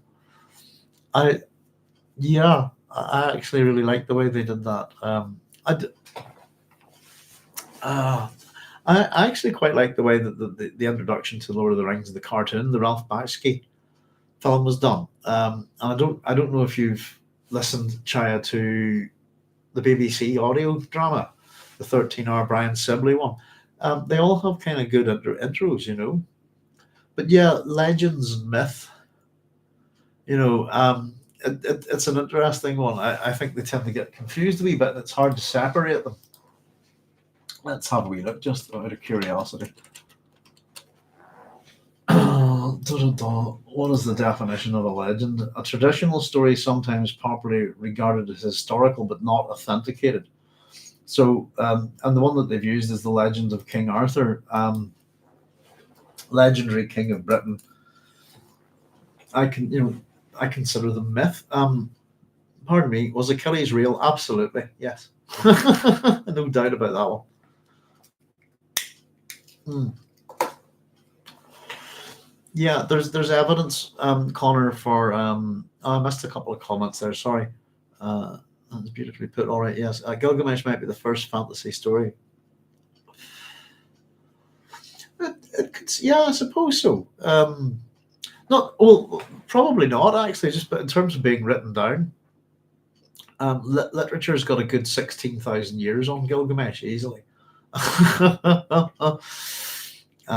If you like, our first great stories are cave paintings and stuff like that, but not just single paintings, but sequential art. The modern term is a graphic novel or a comic book, if you like, but sequential art appears on cave drawings at places like Lascaux in France and stuff like that. And yeah, but it's a great story. I don't know what the original title for it would be, but I think there's other stories slightly older than that I have here that are called Poems of Heaven and Hell. The edition I have is called Poems of Heaven and Hell from Ancient Mesopotamia, but between it and Gilgamesh, those are the oldest stories that I have in written form, if you like. And Gilgamesh and Enkidu, the first bromance for sure, absolutely. Was Achilles real? Yes. I would take most of the events of the Iliad. If you remove the gods from the Iliad, you've got the story pretty much, I think. The Bronze Age collapse was real. There's tons of evidence, and I think if my understanding is not mistaken, that we actually have the list of a bunch of Greek kings from the Hittites, which would be the kingdom to the right of Troy, if you like, had a civil service and kept records and paid tribute and stuff like this. So most likely he was real, I would say. And all the Stone Age epics are sadly lost, says Connor. And Chayarivka says legends are often considered exaggerated. Myth is often treated as fiction rather than as a fractional history. Yeah, it's no. I mean, if you take the overlay of the Trojan War, that happened. There's no doubt about that. Troy is a real place. You can, I suppose, the evidence, the proof in the pudding is that you can go there. And you can see these things, but even with, I suppose it was with real archaeological evidence, it took about 100. Oh goodness, time's gone by, hasn't it? Maybe about 170 years ago. The events of the Iliad, the Trojan War, etc., would have been and the Odyssey would have been considered mythical. Just not, and people say that's a myth. And in the modern language, that's taken to mean it's not real, it's not true, which is not the case. But legends often consider, that's a good way of putting it, I suppose. I actually used to take it, Chaya, that legends, that it was a kind of a difference between that legends didn't involve the gods, if that made sense, and myths did, which I wouldn't agree with anymore. But yeah, I suppose they're if you look at how supernatural entities are treated, particularly in the move within European literature, etc., within the move towards Christianity. Beowulf's a good example of this. The Grendel and his mother are considered to be the last children of Cain, if you like, and so there's a Christian overlay into that story. And again, that Beowulf is a bridge between a pagan era and a Christian era, the same as King Arthur, if you like, But it's tricky to trace them. That we get so many stories that are carried through. If you look at the stories of King Arthur, if you take Merlin, for example, Merlin the magician, you can back him up into Taliesin, the Welsh character. You can back that character up and find that there's one that's called Tuan, Tuam, who's the Irish version, if you like, and you'll find him in the Book of Invasions. And looking at them, they're very, very similar, very, very similar characters. All four countries of the United Kingdom make a claim to the King Arthur stories. So the Scottish believe that he's Scottish to a degree, that there's Arthur's seat up in Edinburgh, etc. For example. The Welsh, there's a strong argument for him being Welsh. Probably the least of these is the English one, and there's an awful lot of associations with Arthur and his trappings, etc., with Irish mythology. The fact that Arthur's an Irish name is an interesting one as well. And it's from a certain group of names, if you like. It's from what you call it the Crooney name group families, which are McCarthy, MacArthur, those kind of Ennis, McGinnis, Guinness, and Sloan. Mine. That's them, you know. But yeah, it's an interesting thing. I would love to do some more reading on it actually. But no, I if there's a story as a myth, and I love reading this stuff. This is kind of there is a truth I think somewhere. Um, Somewhere buried at the heart of the story, and if you can look at how much something like King Arthur has been changed. The stories about King Arthur have been written for 1,500 years now. You know, stories of the Trojan War, you know, are now still going on. You know, we get modern films about them, and again, people change them. You know, if you look at the Brad Pitt, Wolfgang Peterson, Troy film. You know, what the hell's that? It's almost as bad as Dune actually, but it actually does change the outcome of the, of the war and stuff, and who wins and things like that. You know, the French have their own identical Arthurian legends, almost identical. We've got the matter, the legends, I suppose, in regards to that within Britain are called the Arthurian stuff's called the Matter of Britain. So all the King Arthur stories are related, collectively known as the Matter of Britain. You can include. Oh goodness, what could you include in that? Well, you can include all sorts of things in it. But yes, the French, you've got the matter of France, if you like, is pertaining to Charlemagne. I've not read it well at all. The only kind of sort of European stuff that I've read like that from that part of the world is I've read Tarantula Blanc a long time ago and lost my copy, which is the Catalan epic. Is the White King, and got one for you here, I suppose. Oh, this in ages. Where would you be? Hang on, it's yellow, isn't it? Bear with me a second. There we go. But yeah, I've got a few things here. I'll tell you what, I'll just bring this pile with me. It'll probably be easier. Oh, just a pile. Let's see. Just in terms of a few, this is the only sort of Matter of France thing that I have. I had this in my 20s, so it's quite old. Is the Song of Roland, based on the massacre in 778 of Charlemagne's rearguard at Roncesvalles in northern Spain. The Song of Roland transforms the legendary defeat into an epic clash between Christianity and paganism. The heart of the poem is the account of the warrior Roland, Charlemagne's nephew and captain of his rearguard, who valiantly leads his men into battle against a vast pagan host and dies defiant and triumphant on a hill facing the enemy. The scene that recounts his death is one of the greatest in world literature. This is the old. Oh, okay. Just the blurb. The oldest extant epic poem in French, the Song of Roland, is a celebration of the crusading and feudal values of the 12th century. Its skillful structure and poetic intensity makes it the most famous of the chansons de geste. The cover shows Roland attacking Marseille, miniature by Loisette Liede, from the chronique attributed to Barouin d'Arson in the Bibliothèque d'Arsenal, Paris.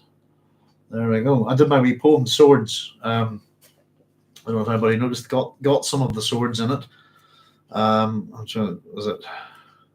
We had Excalibur in there, but Durandal was this is the sword of Charlemagne, isn't it? I believe, if I'm not mistaken. Yeah, they're the bodyguard. They're the paladins. They're your original paladins, aren't they? It's the bodyguard, the rear guard of Charlemagne. These are the two I have here. Again, you can see I've read this. My Gilgamesh copy is quite battered. It's not a particularly thick story, and there's a good introduction into it. I've still got book folds in it. You know, and I must have a wee nosy at the introduction. I used to know this stuff quite well, and as I said, even these days I get Uruk and Ur mixed up. Like all good things, has a love a book with a map in it. And we're down here. This is there we go. Mesopotamian, the city of Uruk. Technically, Ur is not Mesopotamian, is it? Because it's not between the rivers. But there we go. Oh my goodness, that's starting to fall apart. That's bad. Might have to pick myself up a new copy. But this is the one I was telling you about. Yeah, no, this would be older. It's probably, sorry, I'm getting it. Gilgamesh is definitely older. Poems of Heaven and Hell from Ancient Mesopotamia. That's that one there. Comparable with the Book of Genesis, opens in watery chaos and sings in the foundation of the world in its center, the fabulous golden city of Babylon. A hymn in praise of celebration of Marduk, the city's noble and cunning god, brave conqueror of chaos. It was chanted at the New Year festival and formed the most crucial element in the ancient Mesopotamians' ritual attempts to keep their perilous world in order. Inanna's Journey to Hell tells the story of the Sumerian fertility goddess and is the earliest known poem of that greatest of myths, which has haunted writers from Homer to Santra, the descent into the underworld. The Sumerian underworld, Adapa, the man, and a prayer to the gods of night are also included in this edition, which comes with a complete with introduction and glossary of names. There we go. That's all I really have on that. It's a subject I'd love to get into the literature of this part of the ancient world, if you like. But just in terms of a few Arthurian things, I suppose picked up some nice. That's my copy of Gawain and the Green Knight, and I've got, I suppose, not quite. This is more Norse stuff, the Saga of the Volsungs, and got the Elder Edda. That's Voltaire. That's Machiavelli. I've got Chrétien de Troyes' Arthurian romances.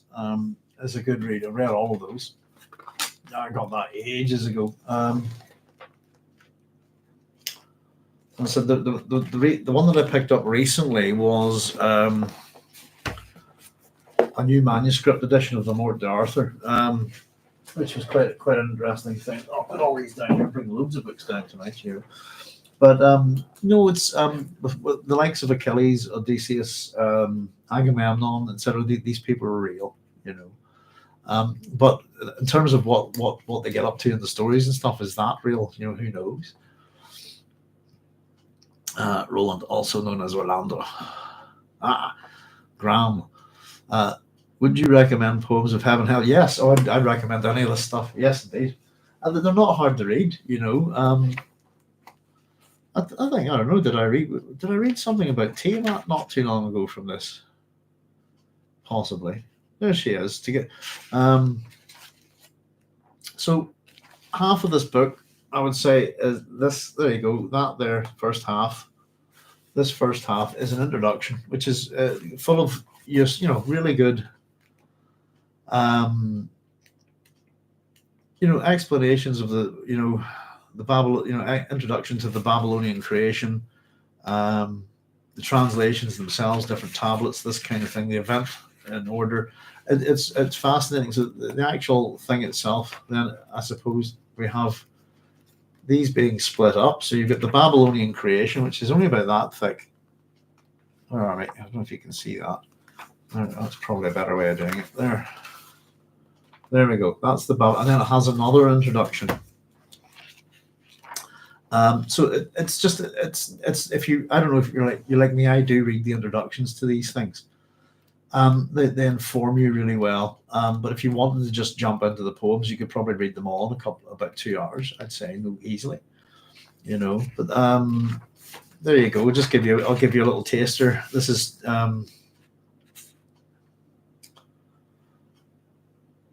yeah, okay, here you go. Just a wee quick passage here.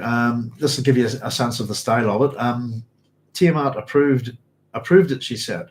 I approve this advice. We will make monsters and gods against gods will march into battle together. Together they jostle the ranks to march with Tiamat. Day and night furiously they plot, the growling, roaring rout, ready for battle, while the old hag, the first mother, mothers a new brood. She loosed the irresistible missile. She spawned enormous serpents with cutting fangs, chock full of venom instead of blood, snarling dragons wearing their glory like gods. Whoever sees this thing receives the shock of death, for when they heave those bodies up, they never turn them back. She made the worm, the dragon, the female monster, the great lion, the mad dog, the man scorpion, the howling storm, Kulili, Kusariku. There was no pity in their weapons. They did not flinch from battle, for her law was binding, irrevocable. 11 such monsters she made, but she took from among the gods the clumsy labourer Kingu, one of the first generation to be her captain, war leader, assembly leader, ordering the supplies, leading the van to battle, supreme commander of the wars. There you go. That's just a little bit of the Babylonian creation. It's good stuff, isn't it? I like it anyway. And there's recitation. This game, she has made the worm, the dragon, the female monster. You find that repeated a fair bit. And again, these just in relation to how these things were performed, as we were saying, chanted at the New Year festival, and for the most crucial element in the ancient Mesopotamians' ritual attempts to keep the perilous war in order is a fundamental part of these people's religion, And it's an interesting thing. Connor was saying that as much as we talk about books like the Iliad and the Odyssey and stuff like that now, I suppose they're religiously important to the Greeks, if you know what I mean. They're the equivalent of their Bibles, if you like. It's the story of their gods. There's other stories as well, like within things like Hesiod's theogony, and there's also what we call the Homeric hymns, which are exactly that. Prayers and hymns to various different gods, etc.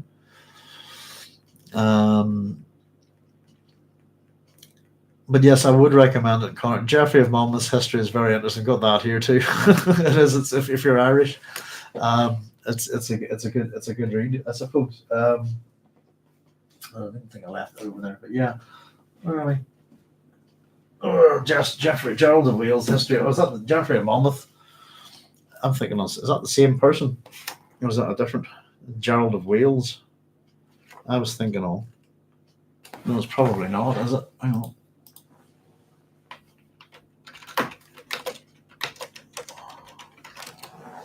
There he is. History of the Kings. Okay.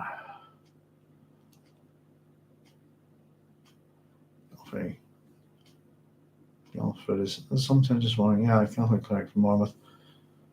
Yeah, the history of the kings of Britain. That's the king list, isn't it? That's why I'm mixing him up. Other writings. Oh, is it sometimes? Yeah, voting on Arthur. That's kind of what I was thinking about the matter of Britain because of the king list. Then you get plays like Macbeth and King Lear become part of the matter of Britain. If you see what I mean. Yes, they are different guys, so I'm mixing them up. Gerald of Wales did not like that. No, there we go. That's in there. History and topography of Ireland. That's the one I was thinking. I'm getting it mixed up. Connor, apologies. Homer was stored in the temple. Where do we get to? Back. Sorry, I've missed a few. Let me see. So yes, I would recommend Poems of Heaven. Would take you an hour, probably tops, to read. If you want to read the introductions, which will give you a much better understanding, and context of these things, then they're worth it. The Penguin Classic ones are quite good, Jason, I studied the Hebrew Bible with 2,000 plus years of commentary. Some seems odd to modern sensibilities. For example, in Samuel 1, the king of Amalek was a shapeshifter. Yeah, the Bible is chock full of oddities. It's the telling and the stories, I suppose, and how they change. We've got that kind of thing applying to a bunch of other people as well. There's who is it? Proteus is a shapeshifter, isn't he? The old man of the sea. Some consider to be the first king of Egypt. I always thought some people think it's Egyptus, don't they? But yeah, there's stuff in the Bible that's whoa, and it's it would read, particularly the Old Testament, the Hebrew Bible, as we're saying there. I would put it in with this stuff, if you see what I mean, and that I do consider it a lot of it mythological. There's stuff that's historical. There's stuff that's mythological. There's a whole range of things. Because as I like to point out, the Bible is the word for a library. And I often like to think that some people consider the Bible to be a single book, and it's not. It's a collection of books. Which is kind of what's nice about it. I much prefer reading the Old Testament, but it reads in a fantastical way sometimes. There's, I mean, there's some very iconic stories within the Bible. Some of them, I don't know, some of them stick with me more than others. There's a chap, I think, child, that's quite interesting in the Hebrew Bible. It's probably because he's arguably, what's interesting about him is he's arguably historically probably the most important, how would we put it, sort of Jewish general, if you like. And his son is quite infamous from the Bible. But in terms of what he does for the people, if you like, uh, probably no one does more to advance their interests. And is a guy called Omri, who's the father of Ahab, as in Ahab and Jezebel. And Omri gets six. It's interesting when you think about this. And I don't know if it's the same within the Hebrew Bible as opposed to the English translations, etc. But Omri, I think, gets 6 lines in the Bible. The reason why he gets 6 lines in the Bible is because he doesn't believe in the Hebrew God. He's ungodly, though he's probably the most successful leader that they have. And I always thought he was kind of interesting.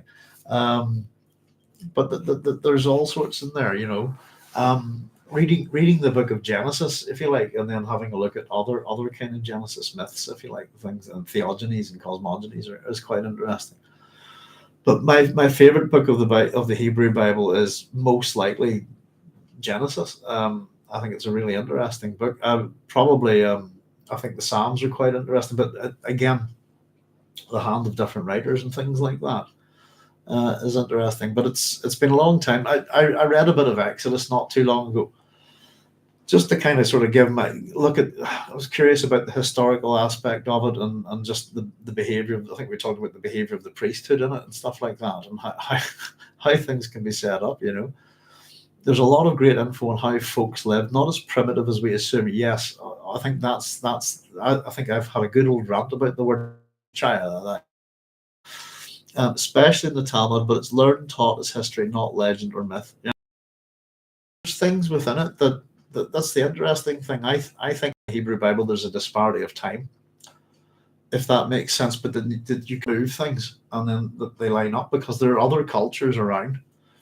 And events line up with other cultures' view of these events, this kind of thing. So not that I'm an expert in such things, but I often thought that the Hebrew Bibles, in terms of scholarship, that the big problem with it was its timeline, if you see what I mean. And it's there's other things I suppose that go in with that, but I think a lot of that's kind of linked up to the Bronze Age collapse as well. And cultures learning, who could read and write lost the ability to read and write, this kind of thing. But yes, I'm trying to think, is it Gideon and his men? I always remember the story, and I always thought that you find wisdom in things like this, if you like. Is it when he chooses his men, is it that they all go to drink water? And anyone who gets down and just laps the water like that, he doesn't accept them. The people who drink like that and keep their eyes about this kind of thing often struck me as an enormous amount of common sense, that he chooses the men who are wary as opposed to those who don't really pay attention to their surroundings, if you see what I mean. But I'd have to have a sit and have a wee look at just the contents of the Hebrew Bible and one day, just to have a think about the good stories in it and stuff. But that's particularly what ones to do with Elijah, I think, are quite interesting. I used to describe him as kind of like a bit. There's a bit where he slaughters, I think, if I'm picking the right man, an awful lot of the worshippers of Baal, like hundreds of them, and it's kind of. I used to describe him to people as a kind of like a ancient Rambo or something, but it's quite a bad idea, quite a bad way of putting it, actually. Jeffrey was first to introduce different guys. Were just in Connor saying Gerald of Wales was not like the Irish, different guys. Yes, Jeffrey was the first to introduce Merlin, I believe. Yeah. There's a lot of allegory too, saying Chai. Yes, indeed. Connor saying I find the Talmud and the Zohar very interesting. The typology of the Talmud is beautiful for one thing. And Connor saying Akhenaten had a hand in the Psalms, they say. Well, it's interesting. I haven't read. I think I've read bits of it. I've got of the Hebrew Bible, if you like, not say, for example, like a King James version of the Bible, that kind of thing. And it's the stories that have been removed that have been the ones of most interest, as far as I'm concerned. I have to say Moses is the greatest leader, not Omri. It was more to do with historical kind of. He was a good. I think he was a good king and a good general. I think as Omri. But again, as far as I know, Chai, if I'm not mistaken, he gets 6 lines in the Bible, and that's him. I think. I think his son gets an awful lot more. Get your hands in the Apocrypha. But yeah, it's stories that are being, if I'm not mistaken, is it the idea that Adam has 3 wives?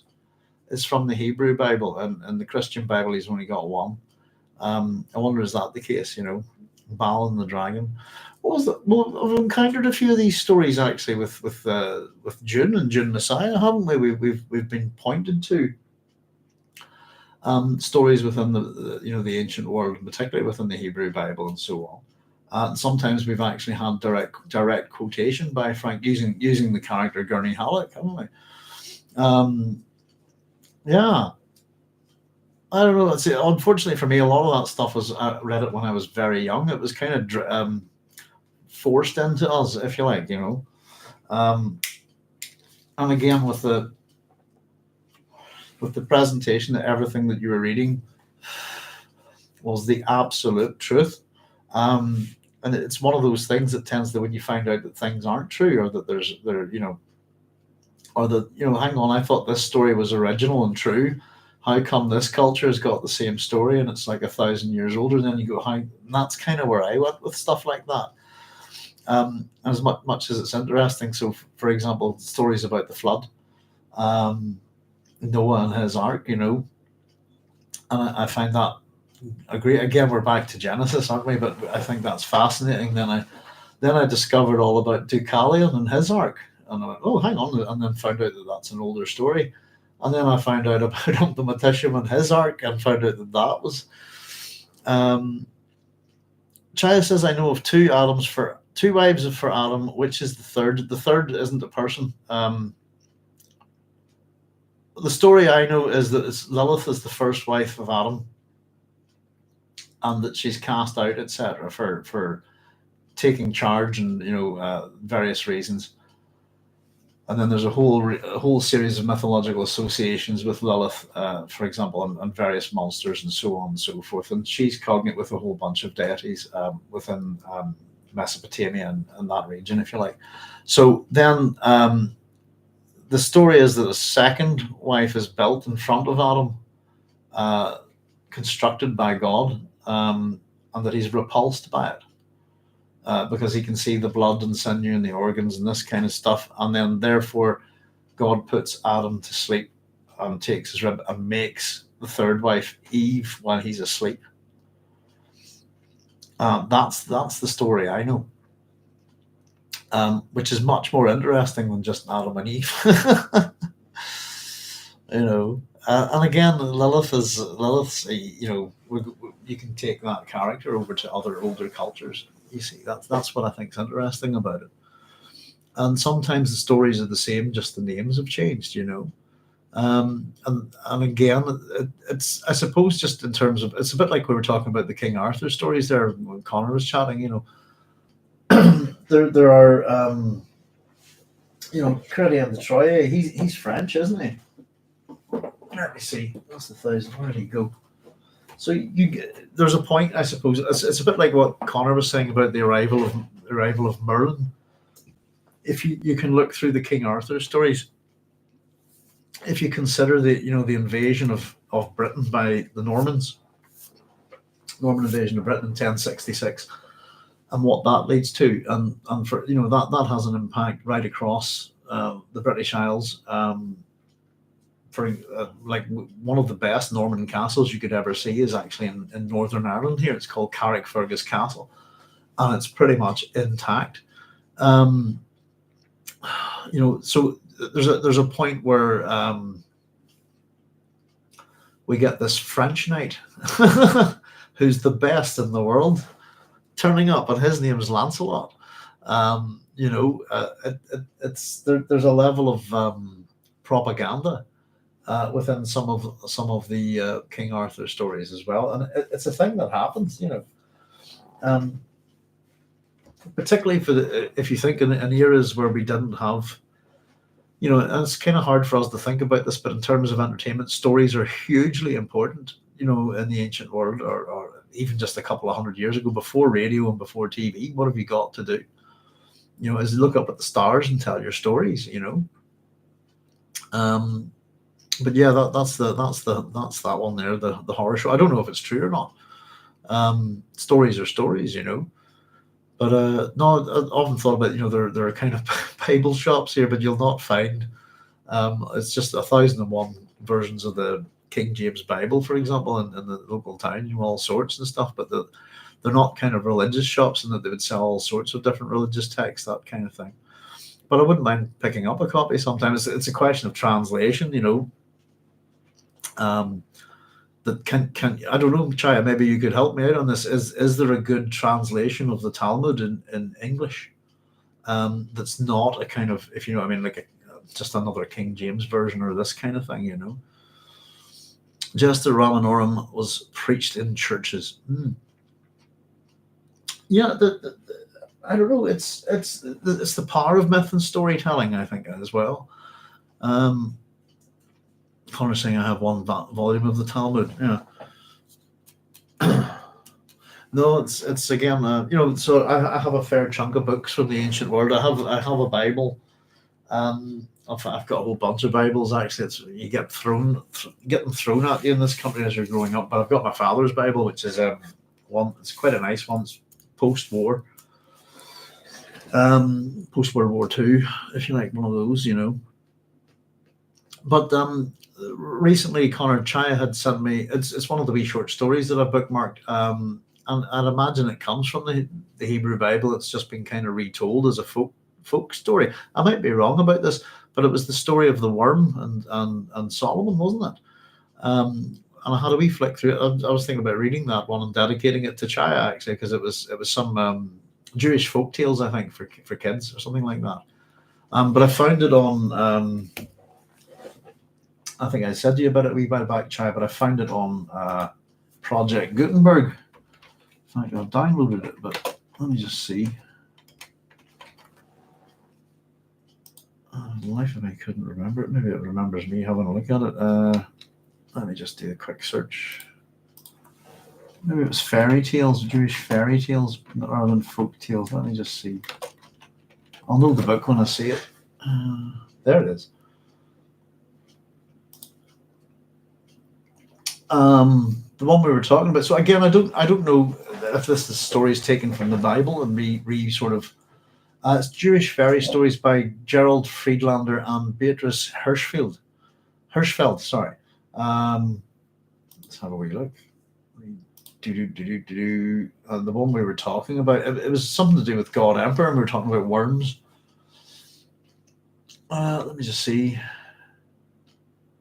Jewish fairy tale. It says. Oh, that's not quite what it says. That's what it says on the cover. Jewish Fairy Tales by Gerald Friedlander. An excellent book, prize book, Jewish Fairy Tales and Fields by Aunt Naomi, illustrated by E. Strellet and J. Marks. Yeah, I think it's aimed at kids. Translated by Gerald Friedlander, illustrated by Beatrice, her publishing company, New York. Sorry, bear with me. Here we go. I should have just read that. Actually, the tales in this book have been gathered together from various Jewish writings. Translation is not literal in any sense of the word. In fact, each story has been recast and presented in a modern setting. Some of the stories are fairy tales. Jewish fairy tales reveal an aspect of the Jewish soul in much the same way as the various national fairy tales embody something of the spirit of the different peoples and nations. Oh, there you go. It has it. But yes, it's King Solomon and the Worm, and it's from the Babylonian Talmud. The other ones it has there, again, these are kind of, it's got falsehood and wickedness, the wicked king and his bride. Falsehood and wickedness from the Yalkut, the wicked king and his bride from the Ma'asa book, if I'm pronouncing these right. Apologies if I'm not. The two jewels from the Shevet Yehuda, the beggar at the wedding from the Midrash Tanshuma, the clever wife from the Yalkut, the coins of Elijah from the Yalkut, and the fox and the raven from Arberiak's. Sorry, I'll re-say it. Arberakia's fox fables. Fox and the raven. That sounds very much like a kind of one of Aesop's fables, if you like, But that was the one there that we were talking about. It was in relation to the worms and the god emperor and stuff like that. And, I think we were having a chat about cultures that have worms in their mythology, this kind of thing, But that sort of thing, that was one of the ones that I was hoping, just because of its relationship with what we've been chatting about. And I'm looking for old stories and science fiction stories, and a little bit of fantasy and a little bit of horror, all of these kind of things. I love the whole lot of them, Just remember, it was a collection of myths and anecdotes specifically made for churches, says Connor. Yes, there's the Schottenstein Talmud, a recent annotated translation. Art Scroll is the publisher. Oh, thank you very much. I'll scribble that down. As soon as I write this, I was looking. Want to pick up a pen there. I've got a book for this stuff now. Where would you be? Here you are. Get recommended too many things and get lost. So I decided just to keep a book, just for any little things to do like this. It's cord. Oh yeah, that's right. Somebody recommended that there. Let's go. Schottenstein Talmud, right? T-T-E-N Stein Talmud. I was trying to think of what to do with my book token, actually. I was actually considering replacing my copy of Lord of the Rings and just replacing a book that's been lost, if something that I might read again, but I don't know.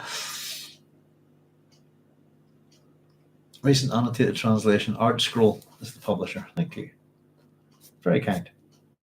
Yeah, I would have went with folk tales if you like, to avoid puzzle. But fairy tales, yeah, I get it. I suppose it's just a general term, but I would have went with folk tales, I think. But fairy tales tend to be, I suppose, the term that we would use. We tend to repackage adult stories for children. That's what I would call fairy tales. But essentially, they're folk tales that are aimed at a younger audience, generally, I think. So that folk tales can be quite rude and nasty sometimes, Steinsaltz is also very good, but the annotation is very helpful in the newer one. That sounds good. An annotated book is excellent, especially if you're trying to learn a little bit of stuff. But yeah, it's the older stories that I like, But Shamir, that's it. Is the worm that cuts through rock. That's the one.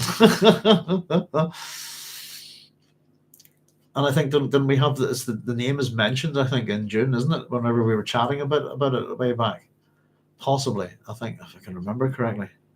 Worms, yes, indeed. Shamir is the worm that cuts through rock. There are many volumes of the Talmud, though. Yeah, I suppose it's.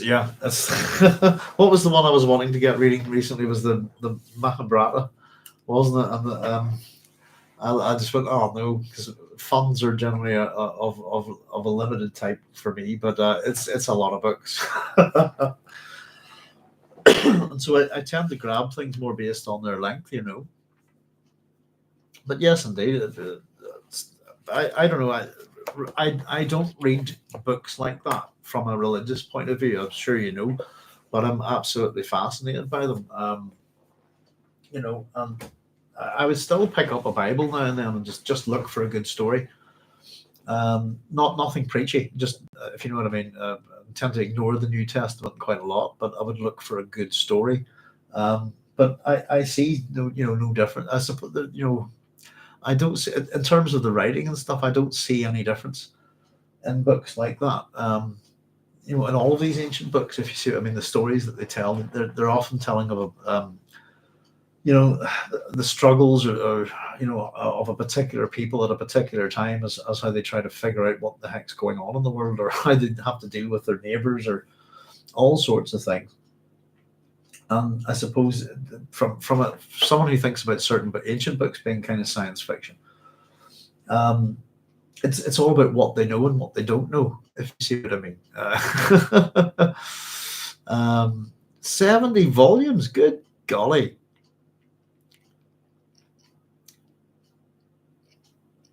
I suppose of individual books of the Bible, maybe, but it depends on how thick they are. I have the Steinsaltz edition, volume 2. I'll have a wee look and see what I can see. Yeah. But generally with me, Chaya and Connor, the older the story, the better. That's the way I like. I tend to gravitate around the beginnings of the Bible rather than later on, you know. But stuff with Solomon's quite interesting. He's an interesting character. But I'd say I'm probably like a lot of people. My favorite book of the Bible is Genesis, probably Psalms and Ecclesiastes, probably next. You know, I find Exodus quite interesting as well. And I suppose the ones I kind of studied a lot at school would have been First and Second Judges, was it? First and Second Kings, that kind of period. But then I did RE at school for A level because it had it basically had two courses on it. That was one of them, if you like, was the Old Testament and looking at particularly the Judges and Kings. And then the other was looking at how the Christians were persecuted by the Romans throughout 10 different persecutions. So for me, that's why I picked it, because I couldn't do classics. I couldn't do any kind of Roman history or anything like that. And I got to study the Romans and how they tortured Christians, which was a good setup for me doing my classics degree, you know. But that's fascinating. Yeah, I mean, some books are chunky, enormous. Pardon me, you know. And again, it's a library, isn't it? That's the thing. There's a lot of interesting stuff about the Bible at the moment. There's a chap who does. If I can remember, I don't want to get his name wrong here. Bear with me a wee second.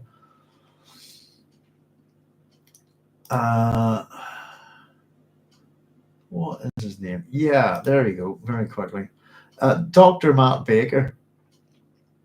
I'll just get a wee link here for you on YouTube. Has a great YouTube channel called Useful Charts, and he has he kind of does it in terms of genealogical tables and stuff and things like that. But some of the stuff that he does in particular, you know, he would even do sort of old books and religions of the world and stuff like that, and tries to take it, and he does it with these wonderful charts that he makes, and he sells the charts, but he actually makes his videos using them, and they're very easy to understand, and he's got a good style about him, and he's not afraid, I think, to be to try to be as factual as possible without offending people. He's not out to offend anyone, but he's not afraid to be honest, if you see what I mean. Maybe enjoy a commentary on Genesis. Yeah, I would. I'd anything with, you know, particularly this stuff is, you know, like I'm no Mesopotamian scholar or anything like that. For example, so when I get something like this, I want a book with a Mesopotamian scholar's introduction to it. There's people who are experts on this stuff, you know, and who've spent their entire lives working at things like that. And for them to give you their insight, even within, you know, Gilgamesh, the introductions aren't huge, but really just you know, in terms of this copy, for example, just the introduction covers the history. This is on Gilgamesh. The introduction covers first. Not only that, you've got, as always, a wonderful map to help you with all of these strange. If you're not familiar with this part of the world at this time. So the introduction in this covers the history of the epic, the discovery of the tablets, the historical background, the literary background, the hero of the epic himself, the principal gods of the epic. Let's see, the story itself, looking at the narrative, survival, how the story has actually managed to survive all these years. The diction of the epic, and remarks on this version, I suppose, if you like, that it's been put together from, you know, and then of course a little update. This is, I suppose, written in 1972 and then updated 1987.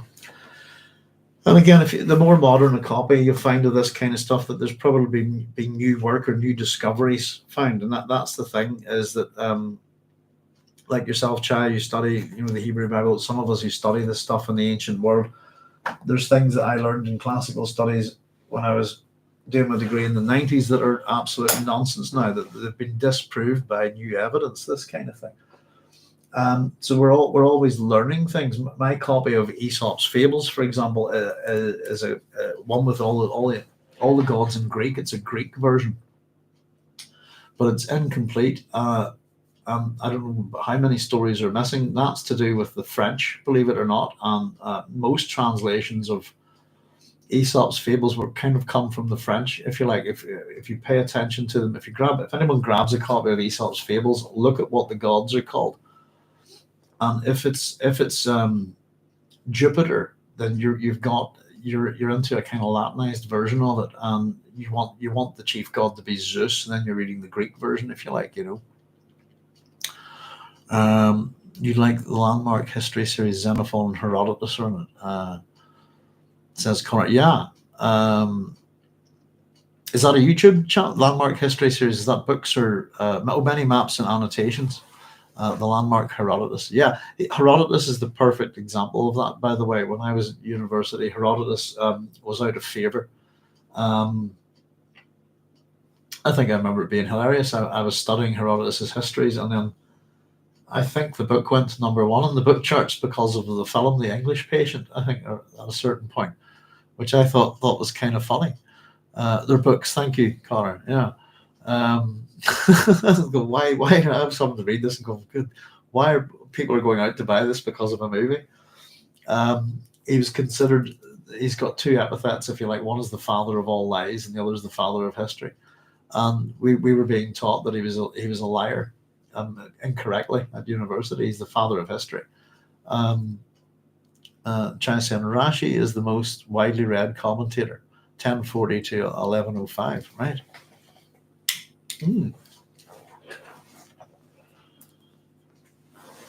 He lived in we've lost that bit there, sorry. Yeah.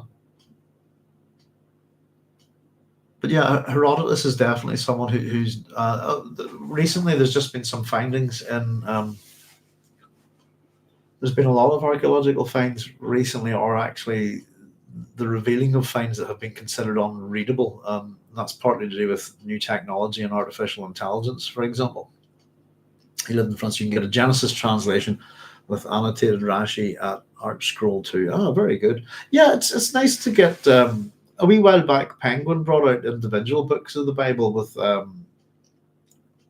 introductions written by different authors, and that each author had kind of, I'll take this book if you see it. I mean, the one that I kind of looked at that was kind of had quite a bizarre introduction was and again they were like Penguin little mini, here's the book, just a single book of the Bible, that kind of thing, with a brief introduction. The one that I looked at was the book of Revelation, the Revelation of St. John, and its introduction was written by Will Self, and it was his discussion upon why he thought the book of Revelation, the Revelation of St. John, was one of the most disgusting books ever written by a human being, and that it was an act of literary terrorism, this kind of thing.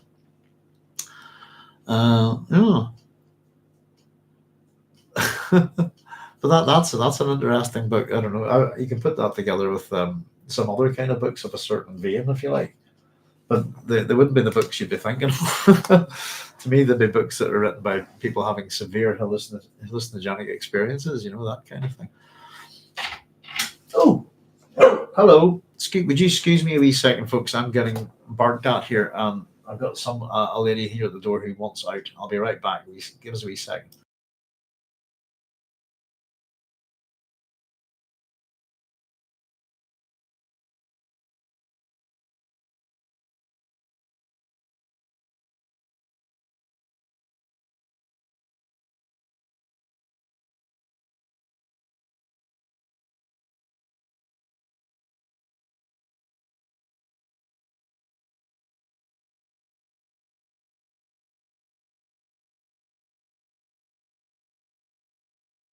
Apologies for that, folks, but my wife was just saying the dog's just been out. She's just doing that to get my attention. So there you go.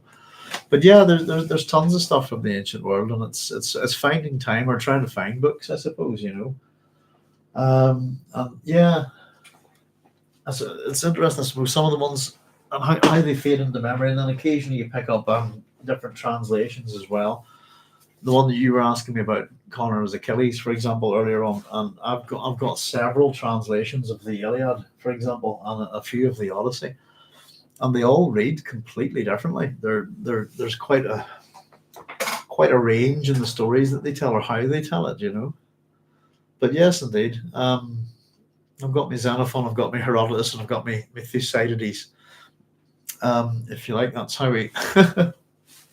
If you're studying classical history in terms of the historians, you'd start with Herodotus, then you go to Thucydides, and then you look at Xenophon as an example of three early historians. Thucydides isn't a fan of Herodotus, so it's because of Herodotus's histories that Thucydides decides to write the history of the Peloponnesian War in an attempt to write a proper history. But it's an interesting book. And as I said, again, some of them read like, as much as we can say they're different. Are they history? Are they folk tales? Are they allegories? Are they have a religious aspect to them? Are they they're particularly fun, I think. But you see, in a world where people don't know everything or are trying to figure things out, I think that's I suppose the mystical, divine, or supernatural overlay on a lot of these stories is interesting to me. I tend to see that the various different gods, particularly if they're from within a similar region, it's a bit like what we were talking about, that Merlin is Talisi and is Tuam, and I can find a Greek cognate with him as well. Who would it be? Tiresias is quite similar as well. He also changes shape and can prophesy the future, and this kind of thing.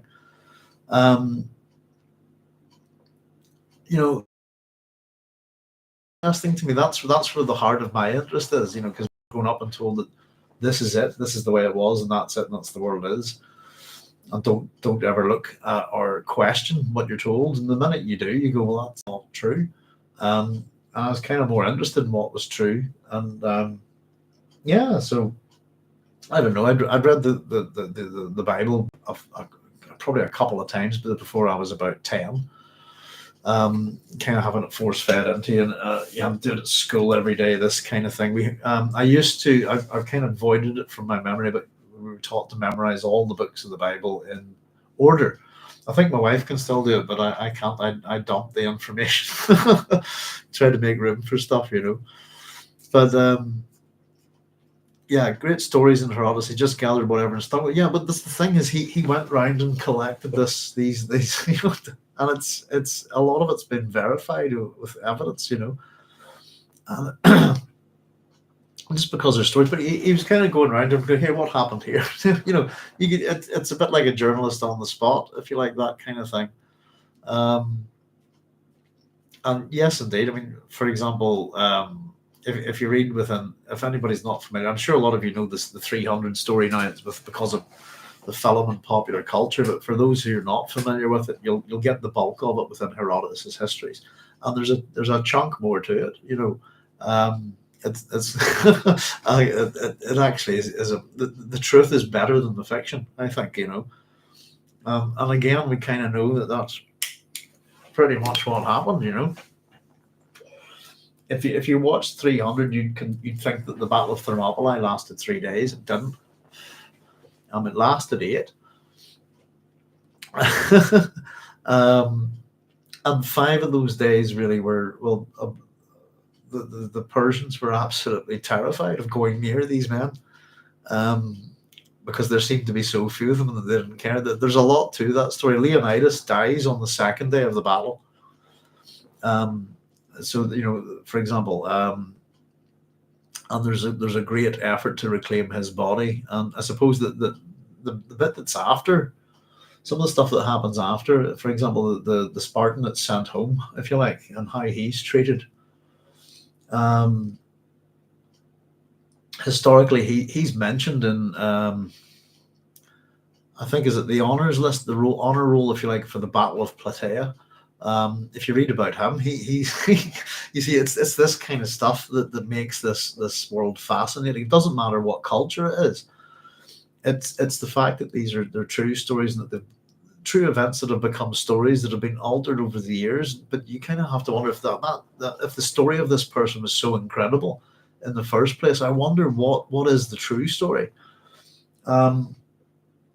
And this would be the character that's kind of loses his eye, if you see what I mean. There's two Spartans that survive the Battle of Thermopylae, um, and how they're treated by other Spartans is quite bad. Um, but there's one of them. I don't know if you can remember this, Connor, but that's the Battle of Plataea. They're discussing after the battle who to give honors to, who to give the laurels. That who fought best, who was bravest. It's the kind of thing that they did. And they talk about the Spartan who was one of the 300, and he at this, before kind of the battle starts. If you know the Lord of the Rings, where Aragorn turns just at the big battle and just charges in on his own. That's what this guy just went and because of his shame from surviving the Battle of Thermopylae, and he just piles in and becomes a one-man killing machine. And this one man's effect upon the enemy troops is incredible. That they're going, it's got to be him. He was the bravest. He was the deadliest fighter on the day. Look what he did. He ran into the battle at the start on his own before everybody else charged in. And the discussion within it is that they don't give him the laurel, if you like, the praise and the honors that go with it, because they think he's suicidal and that he's fighting out of shame, and that he doesn't care, and it's not, therefore it's not bravery. Does that make sense? And it makes the story so much more interesting. And the guy's got a name as well, but I can't remember it. But I must have a wee look it up sometime. But that's a good example. But Herodotus is a damn fine read. Again, haven't read it. And, my classics days are in the early 90s. Is that him, Aristodemus? Connor? Again, I'm just going by memory. That's what I say about dumping things from memory. That looks like him. Not present at the last stand, stricken with disease of the eye, causing Leonidas to order him and another. There you go, that's the two of them, home to return battle.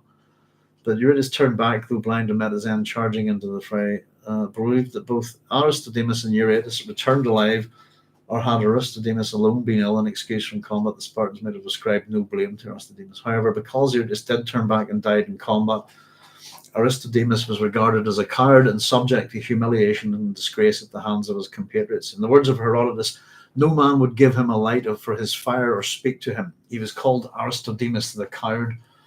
That's him. He's the deadliest coward I've ever heard of. The other survivor of the 300 was a man named Pantites, who had been sent by Leonidas on an embassy to Thessaly. He failed to return to Thermopylae in time for the battle, and on finding himself in disgrace in Sparta, hanged himself. That's right. At the Battle of Plataea, here we go. This is the guy. Thank you, Connor. Aristodemus fought with such fury that the Spartans regarded himself as having redeemed himself.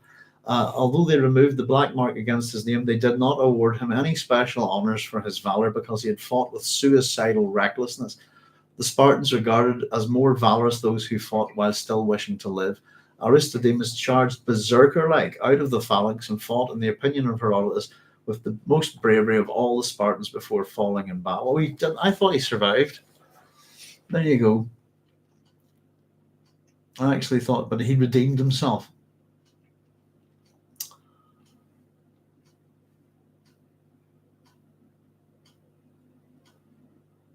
Yeah, is it Delios? And just saying is sort of based on Aristodemus portrayed by David Wenham in the 300 film, but yeah, that's the guy.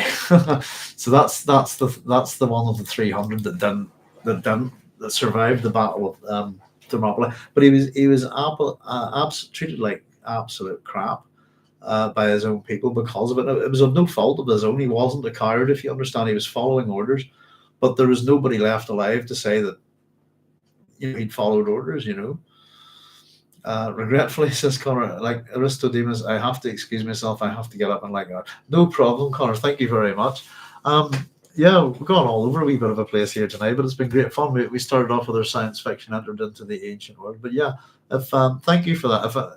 If anybody's not ever read the proper story of won't take you too long to read. You'll find it easily within Herodotus's histories. But yeah, take it easy, Connor. Thanks very much for all the great crack and input. It's been brilliant. I'll tell you what I'll do, folks. Is it is about 12:30 here, so congrats on the anniversary. Thank you very much. I thought it would just be a wee quick hello. Just thank you to everybody tonight, but we've had a bit of fun with it. I'll give you a couple of more definitions, or maybe I'll keep them for another time. We can do a part 2 of this, but let's see. I was just wondering where we stopped the last time. Gordon R. Dixon, Bruce Franklin. Okay, well, I think we stopped with maybe Delray. Gordon R. Dixon's, in short, the straw of a manufactured realism with which the science fiction writer makes his particular literary bricks must be entirely convincing to the reader in its own right, or the whole story will lose its power to convince. It's oddly enough that my big problem with Spaceman of Bohemia was that, and it was nothing to do with the gigantic spider in space or anything like that. It's what happens to Jakob on his return home. That it actually started to become implausible because of the reality of the situation that you would know about in real life, if you like. And it's odd that what some people might consider the more fantastical elements of that book were actually more plausible than the ones that would be more scientifically known about, you see, if you see what I mean. Connor saying, great to speak to you as always, Doc. Ansha, thanks, Connor. Genuinely, take it easy, and hope to see you real soon. Thank you very much. Bruce Franklin's, we talk a lot about science fiction as extrapolation, but in fact, most science fiction does not extrapolate seriously. Instead, it takes a willful, often whimsical leap into a world spun out of the fantasy of the author. And we have a Bruce. Was this a different Bruce Franklin? Oh no, maybe it's the same one. Let's see. In fact, one good working definition of science fiction may be literature which, growing with science and technology, evaluates and relates it meaningfully to the rest of human existence. This is one of the reasons why we talk about these ancient stories, and why I particularly like to search for, and it's a thing that people do, I suppose, but look for elements of science fiction, what we call science fiction, within these ancient cultures, and particularly as they develop new skills, new sciences, new technologies, as they move and migrate to new parts of the world that require new understanding of their climate and their plants and their water conditions and this kind of thing. Navigation by the stars, all sorts of things, and the stories that they tell within them. Their science fiction is definitely born, in the ancient world, and as we advance and move with our knowledge, because that's really what it is. To me, it's made up stories, if you like, about what we know, and how we comment on how these things affect our society, if you like. That's the problem with myth and conflating science fiction. That myths aren't. And here's the quotation, by the way, this is one of the more important ones. This is our good friend Northrop Frye, who's a great sort of literary theorist, if you like, and has done a fair bit of stuff on science fiction. So his little definition here is: science fiction frequently tries to imagine what life would be like on a plane as far above us as we are above savagery. Its setting is often of a kind that appears to us technologically miraculous. It is thus a mode of romance with a strong tendency to myth. I think that quotation's been cut short. If I'm not mistaken, it's in one of my videos, and I think it goes on, but it's not myth. Something like that. Vincent Gaddis, science fiction expresses the dreams that, varied and modified, later become the visions and then the realities in scientific progress. Unlike fantasy, they present probabilities in their basic structure and create a reservoir of imaginative thought that sometimes can inspire more practical thinking. And here's Hugo Gernsback. And this is by science fiction. We've quoted this one before as well. I mean the Jules Verne, H.G. Wells, and Edgar Allan Poe type of story. A charming romance intermingled with scientific fact and prophetic vision. And it's not a bad definition, actually, by Hugo Gernsback. He's the author and magazine publisher, if you like, the Hugo's science fiction awards, or main science fiction awards for literature, are named after. We've got Amit Goswami's science fiction is that class of fiction which contains the currents of change in science and society. It concerns itself with the critique, extension, revision, and conspiracy of revolution, all directed against static scientific paradigms. Its goal is to prompt a paradigm shift to a new view that will be more responsive and true to nature. That's from The Cosmic Dancers, by the way, published in New York, 1983. And I'll just do a couple more here, actually, and I think we'll maybe keep them. We've got, I'll tell you what, on the next page, we'll go to this next page, because on the next page we have both Robert Heinlein and Frank Herbert. So this one is James E. Gunn's definition. Science fiction is the branch of literature that deals with the effects of change on people in the real world as it can be projected into the past, the future, or to distant places. It often concerns itself with scientific or technological change, and it usually involves matters whose importance is greater than the individual or the community. Often civilization or the race itself is in danger. That's his introduction from The Road to Science Fiction, Volume 1, New English Library, New York, 1977. Pardon me. We've got Gerald Hurd here. Science fiction in the hand of character draftsmen can create a new contemporary tension of choice, new moral decisions, and so indicate how they may be faced or flunked. In its aim, it is bound by its extrapolation of science and its use of dramatic plot to view. It also views man's psyche, man's physique, and the entire life process as also a threefold interacting unit. Science fiction is the prophetic, the apocalyptic literature of our particular culminating epoch of crisis. That's an interesting one. So we've got I'll go with these two, and we'll go to Damon now. We've got three more for you, actually. We'll maybe keep some of the rest of them for another night, because, as I said, I brought 52 of my science fiction friends with me tonight. Excuse me. So this is Robert A. Heinlein, and we've got two here.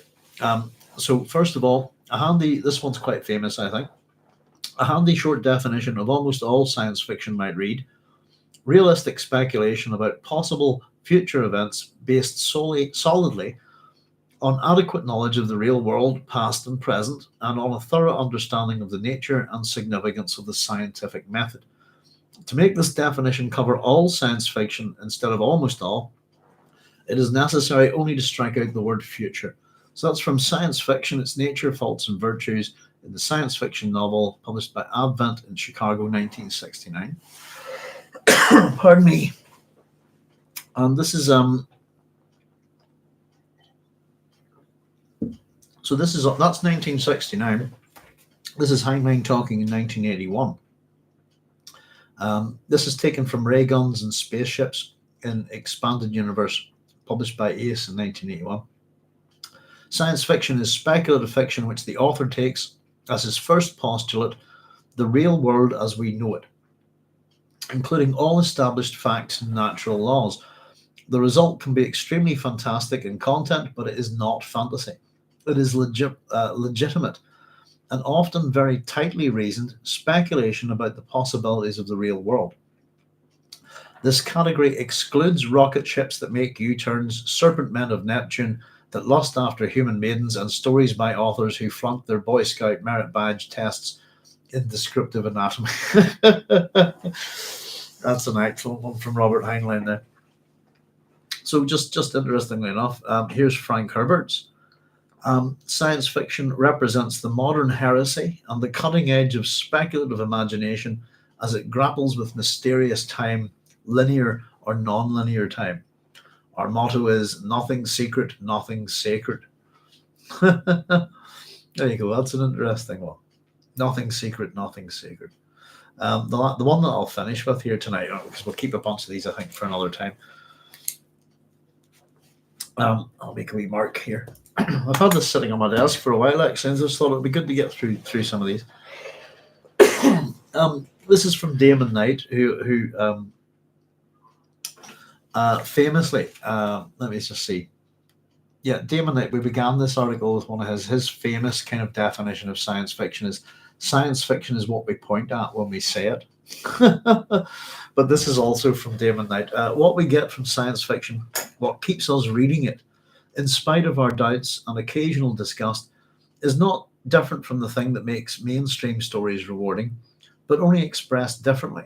We live on a minute island of known things. Our undiminished wonder at the mystery which surrounds us is what makes us human. In science fiction, we can approach that mystery not in small everyday symbols, but in bigger ones of space and time. There we go. That's some of the big ones there. There's quite a bunch more. Some interesting characters and some interesting definitions, but we'll maybe keep them for the next time. We'll do it as a part 2, I think.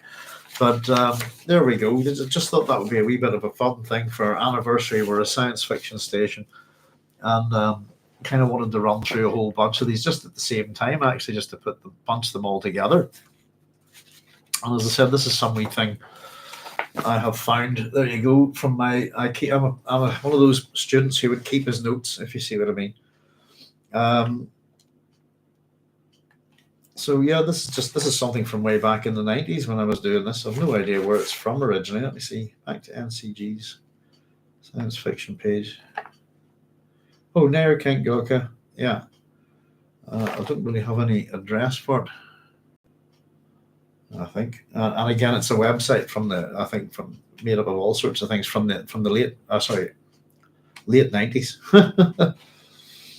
So there's stuff in here posted in mailing lists and things like that, and all that kind of thing, But there you go, folks. So no, it's just getting on a wee bit here. It's 20 to 1, so it was meant to be a wee sort of short pop on tonight to thank everybody.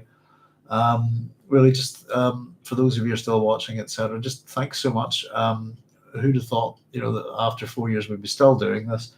And that it's been going, and we've had a disaster after disaster. We've had all sorts of not disaster after disaster, but we've had all sorts of interesting little things. Some good and some bad here, and a bit of life and death happening to us on the station here. So to have you all still watching after these kind of 4 nutty years is heartwarming, and I really appreciate it. So thank you very much, all of you, for your support and your comments and your questions and your advice and your knowledge and your recommendations, and your generally wonderful, good demeanor about what we do here. It's really appreciated. The last time, by the way, when I did the June Book Club, I'm sure you probably figured it out. I was not myself. I was not feeling good, and I felt a bit just, deflated. And I think you need a certain amount of energy, if you know what I mean, and a certain attitude to do these programs well. And so I decided just on the other week, just not feeling great. I think I'll maybe just give it a wee quick break, because we've been at it solid for quite some time. And every now and then it's good to step back from this a wee bit. But it's been going pretty well. I think the things that we've achieved on the channel here with everybody's help, and particularly our you can see it behind me there, the June Book Club. We've got 4 volumes of an annotated June there. And all the sorts of things that we found out about it, it's been incredible. Especially people like Chaya, and a lot of you out there who have different language skills and can bring certain things to the party, if you like, and different knowledge. It's great, and it's very helpful. And I look forward to reading your email, by the way, Chaya, on the etymologist. So I've got a whole bunch of correspondence to catch up on. I'm always very happy to take emails, and I almost always call them letters. Shows you how old-fashioned I am. But I'm always delighted to get stuff like that, and I really appreciate it. And I said I must ask most of you things some night and find out what kind of science fiction you guys are reading. Though I'm sure a bunch of you are reading June Messiah with me, but what else is in your sphere of influence? But it's just you're asking. I think Chai was asking me about a particular, or somebody was asking me about a particular author earlier, and I tend not to read a lot of what you might call modern fiction, just normal fiction, you know. Um, but it tends to be the stuff that I read would be more science fiction than fantasy, and the you know this kind of horror is my kind of horror, by the way, this kind of Victorian literary horror. I'm not into slasher gore and all of this kind of stuff, things like that. But I tend to read either science fiction books or books from, I think I might have said it one way, Chai, at one point, is if it's after 1066, I'm not interested, Jim. This kind of thing. But I don't know. I love digging out books from the ancient world, and it's just a matter of curiosity and the distance of time and locus often as well. From these people, and it's fascinating. Whether it be things like the Babylonian Talmud, Herodotus's histories, Epic of Gilgamesh, the Iliad, the Odyssey. I suppose Journey to the West, but it's an older story than 1066, but it was written down, I think, in the 14th century. But that's probably one of my favorite more modern books, if you like, that's from the older world. But that's just me, I suppose, and I do like. I try to put myself in those places, if you see what I mean, and try to understand the culture and the language and the people, and often wonder, but what do these stories tell you about these societies? And it's interesting. There's so few cultures in the world that have a continued literary. How was I going to put it? So a literary continuity, if you like, all the way to the modern era. And it is always interesting to me. So I love chatting about this kind of stuff, and I'm always intrigued and interested. But the classical world is where my expertise lies. It's not anywhere else. The rest of the place, I'm just an enthusiast, if you like, for that kind of thing. Jen says, I'm reading Orbit 3, a collection of sci-fi short stories, and just read Asimov's Foundation for the first time a week or two ago. Excellent. I think I might have that. Orbit 3 is the one I'm in. I have a whole bunch of wee things like that about. Did you read the first three? The original Asimov, or have you read the whole? I haven't read the kind of more modern ones. Fine. I haven't read what are they called? I've got them there. Prelude to Foundation, Foundation's Edge. And what's that one? Hang on a second. Foundation and Earth. I haven't read those. Sorry, I'm coming by. I was just having a nosy there. But Orbit 3, I have a funny feeling. I've got little collections like Spectrum science fiction and stuff like that as well. Let me see, where would you be? But the Foundation that I know is just the original Foundation. I didn't think he needed to go on with it, to be honest with you. Frank was my first science fiction author. Heinlein spoiled me. Yeah, I love Heinlein.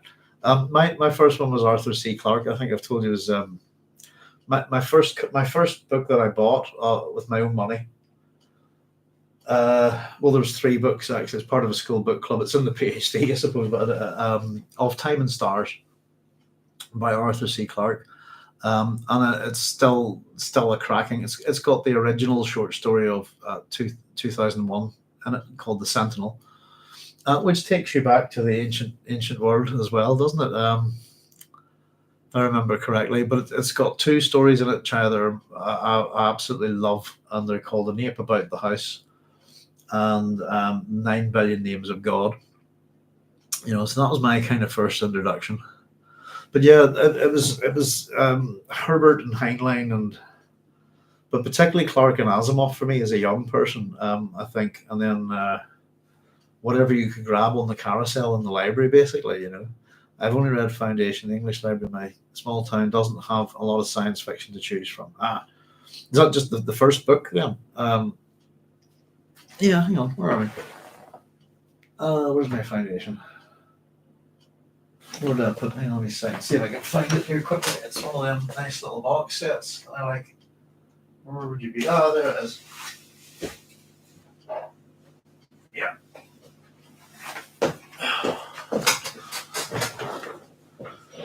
There we go. That's mine there.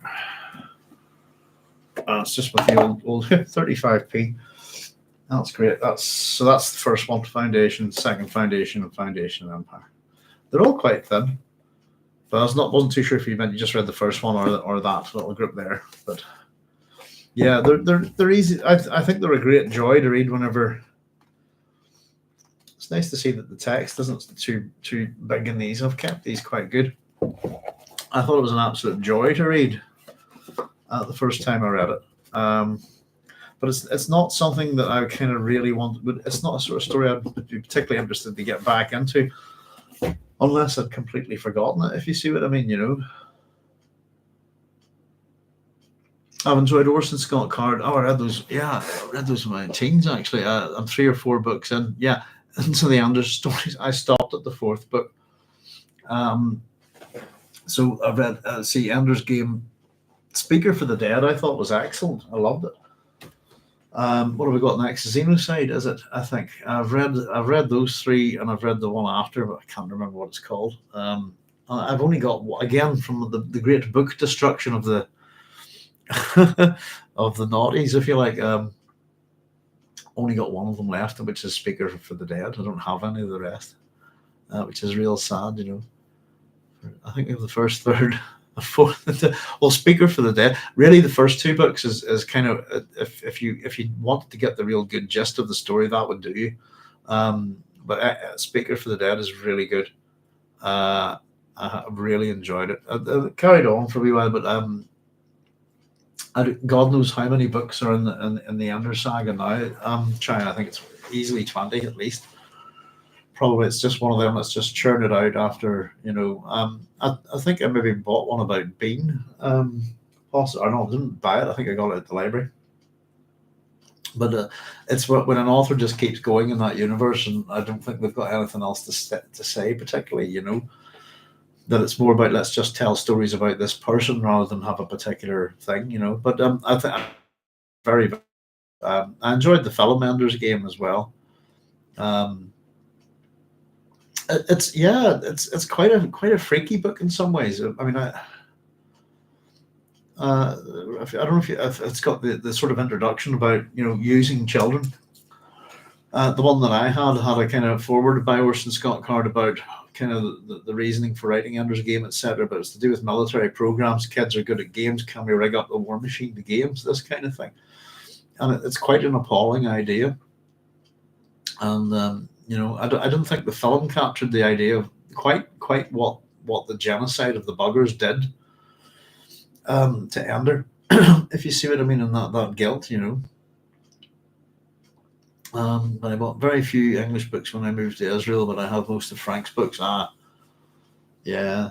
I suppose we've only got one bookshop now, but no, I just tend to buy most things online these days. But I tend to use ABE Books, which is a kind of online conglomerate of secondhand bookshops, etc., which is quite handy. But I seldom like buying a new book. I tend to do that with book tokens, but otherwise I'll go looking for it secondhand, you know. But sometimes it's nice. I've got wee poetry books here and stuff that have people's notes scribbled on them and things like that, you know. But there we go. Well, I hope you enjoy. Hopefully, you can get the Speaker for the Dead. I would say Ender's Game and Speaker for the Dead are the best 2 of the whole thing. And that if you wanted to jump off after, in fact, if you've read book 1 and book 3 and book 4, you've missed something quite important, I think, you know. Like The Last Starfighter, Using Video Games to Find Fighters. Yeah, that's a great film, isn't it? I love that. Yeah, indeed. There's I think at the time, 2000 AD, did a Future Shock. It's kind of based on that. That they get these, there's a 1-page kind of story, to get these 1,000 people. You're all going to be trained to be starfighter pilots, this kind of thing. And, you know, it kind of shows them going through it, and then they all go to sleep for the night, and then suddenly the aliens that they're being trained to fight are actually attacking the base that they're all being trained in, and they all have to run to this thing, and all of them get shot except this one guy, and he makes it to the top, and he goes, you know, and they go, it's okay, son, calm down. And when he's there and he's about ready to kill whatever the alien scum that he thinks are there, it turns out it's all a simulation. and he's the only guy that didn't get shot. They go, "You're the starfighter pilot." And the reason is, we need luck, son. We need people who are lucky. And the only reason why you got to the top of this hill, apart from your other 999 friends, is that you're lucky, and that's it. That was the point. One of those little Farge feature shocks, if you like, Oh, you've read Speaker for the Dead. Good. Aye, that's good. I'd say that's to go from Ender's Game into the third book would be quite tragic. I think it's a really good book. It's the one with the wee piggies, isn't it? The wee aliens, and they plant the seeds in their bodies and stuff. Yeah, I thought it was a cracking, really good books. Xenocide. I don't remember after Xenocide, I think. But again, the only book I've got left, sadly, is I wouldn't mind reading Ender's Game again. It's a book that I really enjoyed, but I'll have to pick up a copy. But Speaker of the Dead is the only one I've got left. 1, 3, and 4 is Asimov's Foundation. A friend has the OSC books, so I hope to keep reading those. Yeah, it's. I used to have that problem a lot in Northern Ireland. It would be, I think I've talked about it. It would be like things like the John Carter books, or any of those kind of old serials, that you could get, or even the Michael Moorcock books, which often come in sets of 4. Is that you might find book 2 and 3 of, and you can kind of read them individually, but you always knew that you were missing something, and for some reason, that you would never, I don't know, you would never be able to get the first book, or it was always that they never brought in all these books, and you kind of wondered why. Used to do my head in. Xenocide was the last that I've read. Yeah. I think I did. We were chatting about the video. I did a wee video of the year ahead from my A to Z of science fiction. We looked at Orson Scott Card, and as being one of the more important writers of the 80s, I think, within science fiction. But yeah, I don't know how many Enders. The Enderverse is what it's called now, isn't it?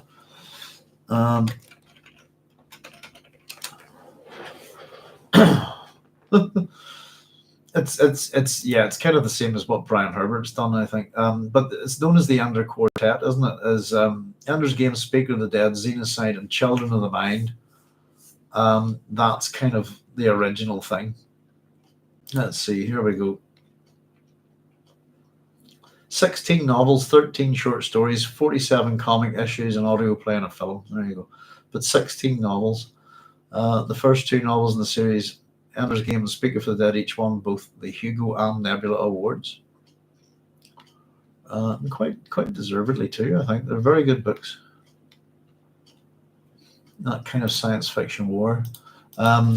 I think not long after that, I don't know if you've ever read Joe Haldeman's The Forever War, Chaya. That's a really good book as well, So I've got to head off now. It's almost 3 a.m. here. Would love to Zoom with you and have a proper chat. No problem, Chaya. I'll be very happy to do that anytime. Chuck me an email. I'll chuck you my. That's what I was saying. Very happy.